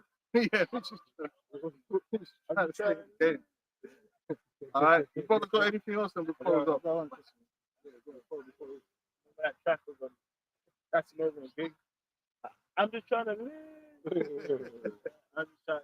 That's it. I'm just trying Yeah, to go work. Do the My work. life is boring, man. You don't want to watch day and night. Shit. Fuck you know. Because even the You precept probably said, see me paying bills, like, Yeah. stretching on camera. yeah. Man, eating that shit over there. God, it's so much order. But I would say, because even the scripture says, even in laughter, the heart is sorrowful. Yeah, man. You know, it's like, yeah, we're laughing now, but as a brother, well, I know when you said what we pay bills, Yeah. you felt that. You meant Yeah. I thought that's You know, all But the reason he was You doing know. that day in the life of video is that natural projection Yeah, of building man. up that cult of personality. Yeah, that's it. And then once you build up that cult of personality, you can drive content, Yeah. you can drive merchandise. Because I realized this about, you know what I realized about this influencer? Because I actually, there's certain mans I watch, Yeah. but that's because the content that they're giving, it gives me an escape, innit? Yeah. So everyone likes a little bit of escapism, right? But I'm not bought into the person like how I see some people are. They'll be dropping crazy super chats, Oh, and Lord. I don't Yeah. feel like the person I'm watching is family. Yeah. Like I might be endeared because you watch him. It's like, he's cool. I like the things he says about football or whatever. But some men actually just want to be part of something. Yeah. They feel like because I'm giving him money and I buy his merchandise, That's it. There you go. yeah, it's a stand. And I'm like, bro, like, what are you doing, man? Like, Super big. but that's how influence make their money. They build up a personality, and there's so many people out there that just want to be part of something. Listen, you don't be part of this thing for me. Because this ain't about me. I can't save you. We're here to teach you about your Howard Shy. So if you find yourself wanting to know more about me, you're going in the wrong track. Because I'm just a guy. I'm a guy that knows a guy. That's it. So I was gonna say, because even that guy Kevin Sam, he brought out a load of good points, quite balanced and stuff. But I was listening to one thing he was saying, and nigga was freaky as hell, man. He was like, things your father should have taught you. Now I even gonna mention that. I'll tell you later. And it was just like, yo, You don't get deep. Listen, there's a lot of people out there just want to be part of a community. Yeah, it's true. And then they'll latch on to people, and that's what I a lot of these guys, they know how to foster that. Oh, I appreciate you guys, thanks for the super chat. Oh, that's why I love you guys, our community. And then all that stuff they keep repeating is to make these men feel, I'm special, I'm part of his community, I'm gonna send him a super chat. And then if he reads my super chat, that means we got a connection, because he shouted me out. Where I'm a silent listener. I don't care if you recognize I'm there or not. Fuck you. You got my view. That's all you need. Get money off that. It's what women do when they'll love bomb you. Love bomb you, make you be like, oh yeah, you're like, yeah, I'm good at chance and stuff like that. Well, really, she's just like, you're just another number. You're a mark. You're a mark. Yeah. But we're not here to attract those type of people. Right? So if you're looking for a celebrity to worship, that's not us. We know that. Really, we ain't here to attract anybody. Yeah. It's we do our job, and the Lord that's his job, which is your elected. That's it. So that's why, like it's a dangerous thing for when people are like, I brought myself to the truth. I already knew the truth. And I sabotage myself. All of this stuff. It's like, nah, man. Really, if we be of the men has been chosen to do this job until the Lord comes back. And then when he comes back, that's when we're gonna get the perks of the kingdom. Because guess what? Apostle Peter asked a direct question. He was like, Lord, we've given up this, we've given up that. What are we gonna get? And then, if it wasn't a question that the Lord didn't feel like he needed to answer, he would have just ignored it. He told him that's gonna come later. Because the Lord, he got on the apostles a lot. Amount of times, oh, you have little faith. Answer that. He was just like, ye that have followed me, right? You gonna get this, you gonna get that. Everything you've lost, you're gonna get 100. That's it. So In bun, the kingdom. bun the celebrityism, Yeah, the come on. fanaticism. We're not here to promote fanaticism and flipping celebrityism. We're just here to promote Yahweh Shai, the ministry, no other extra bullshit, man, and then get the hell out of here so that man can chill in our castles and eat steak, blood. It's that simple, man. That's it. And you might be there eating with man, you might not, man. Short ribs, It's yours. load of, All right, any closing scriptures and then we'll get out of here. I got this one. Yeah. This is the Ephesians 2 and 12. Wherefore, my beloved, as ye have always obeyed, not as in my presence only, but now much more in my absence, work out your own salvation with fear and trembling. Yeah, that's right, man. So yeah, that goes to you, anyone out there. You gotta do your thing. We can only give you this word, but there's a lot of things you have to do for yourself, like the reading and all this and studying and self-reflection. You gotta do your part. The praying, it's all on you to do your part. Because no man can save you. It's only Yahweh Shai. So you gotta be fully persuaded in your own mind, man. Yep. Don't be a fan or a stan. yeah. Yeah. Well, I mean, That's what we thinking of the. Not so bad. Not so bad. I'll grab this as well. It says, continuing on in James 1, verse 22 now. It says, but be ye doers of the word and not Not hearers hearers only, Yeah, man. deceiving your own. Yeah, man. Like, we don't need man. No, like just play the part you've been given in the spirit. Exactly. Because there are some people that for whatever reason may be sickly, paralyzed, where they just may just be able to, type. But like if you're capable and you know the faith, you're inspired in the spirit, just do the work, man. Learn and do the work, and then we can get the hell out of here. All right. So we'll close up with that, man. You'll say, call halal, Yahweh, Hashem, double honors to the apostles and elders of St. Millstone, and shalom to you. Well, we're going to see brothers out there teaching. Shalom. Learning.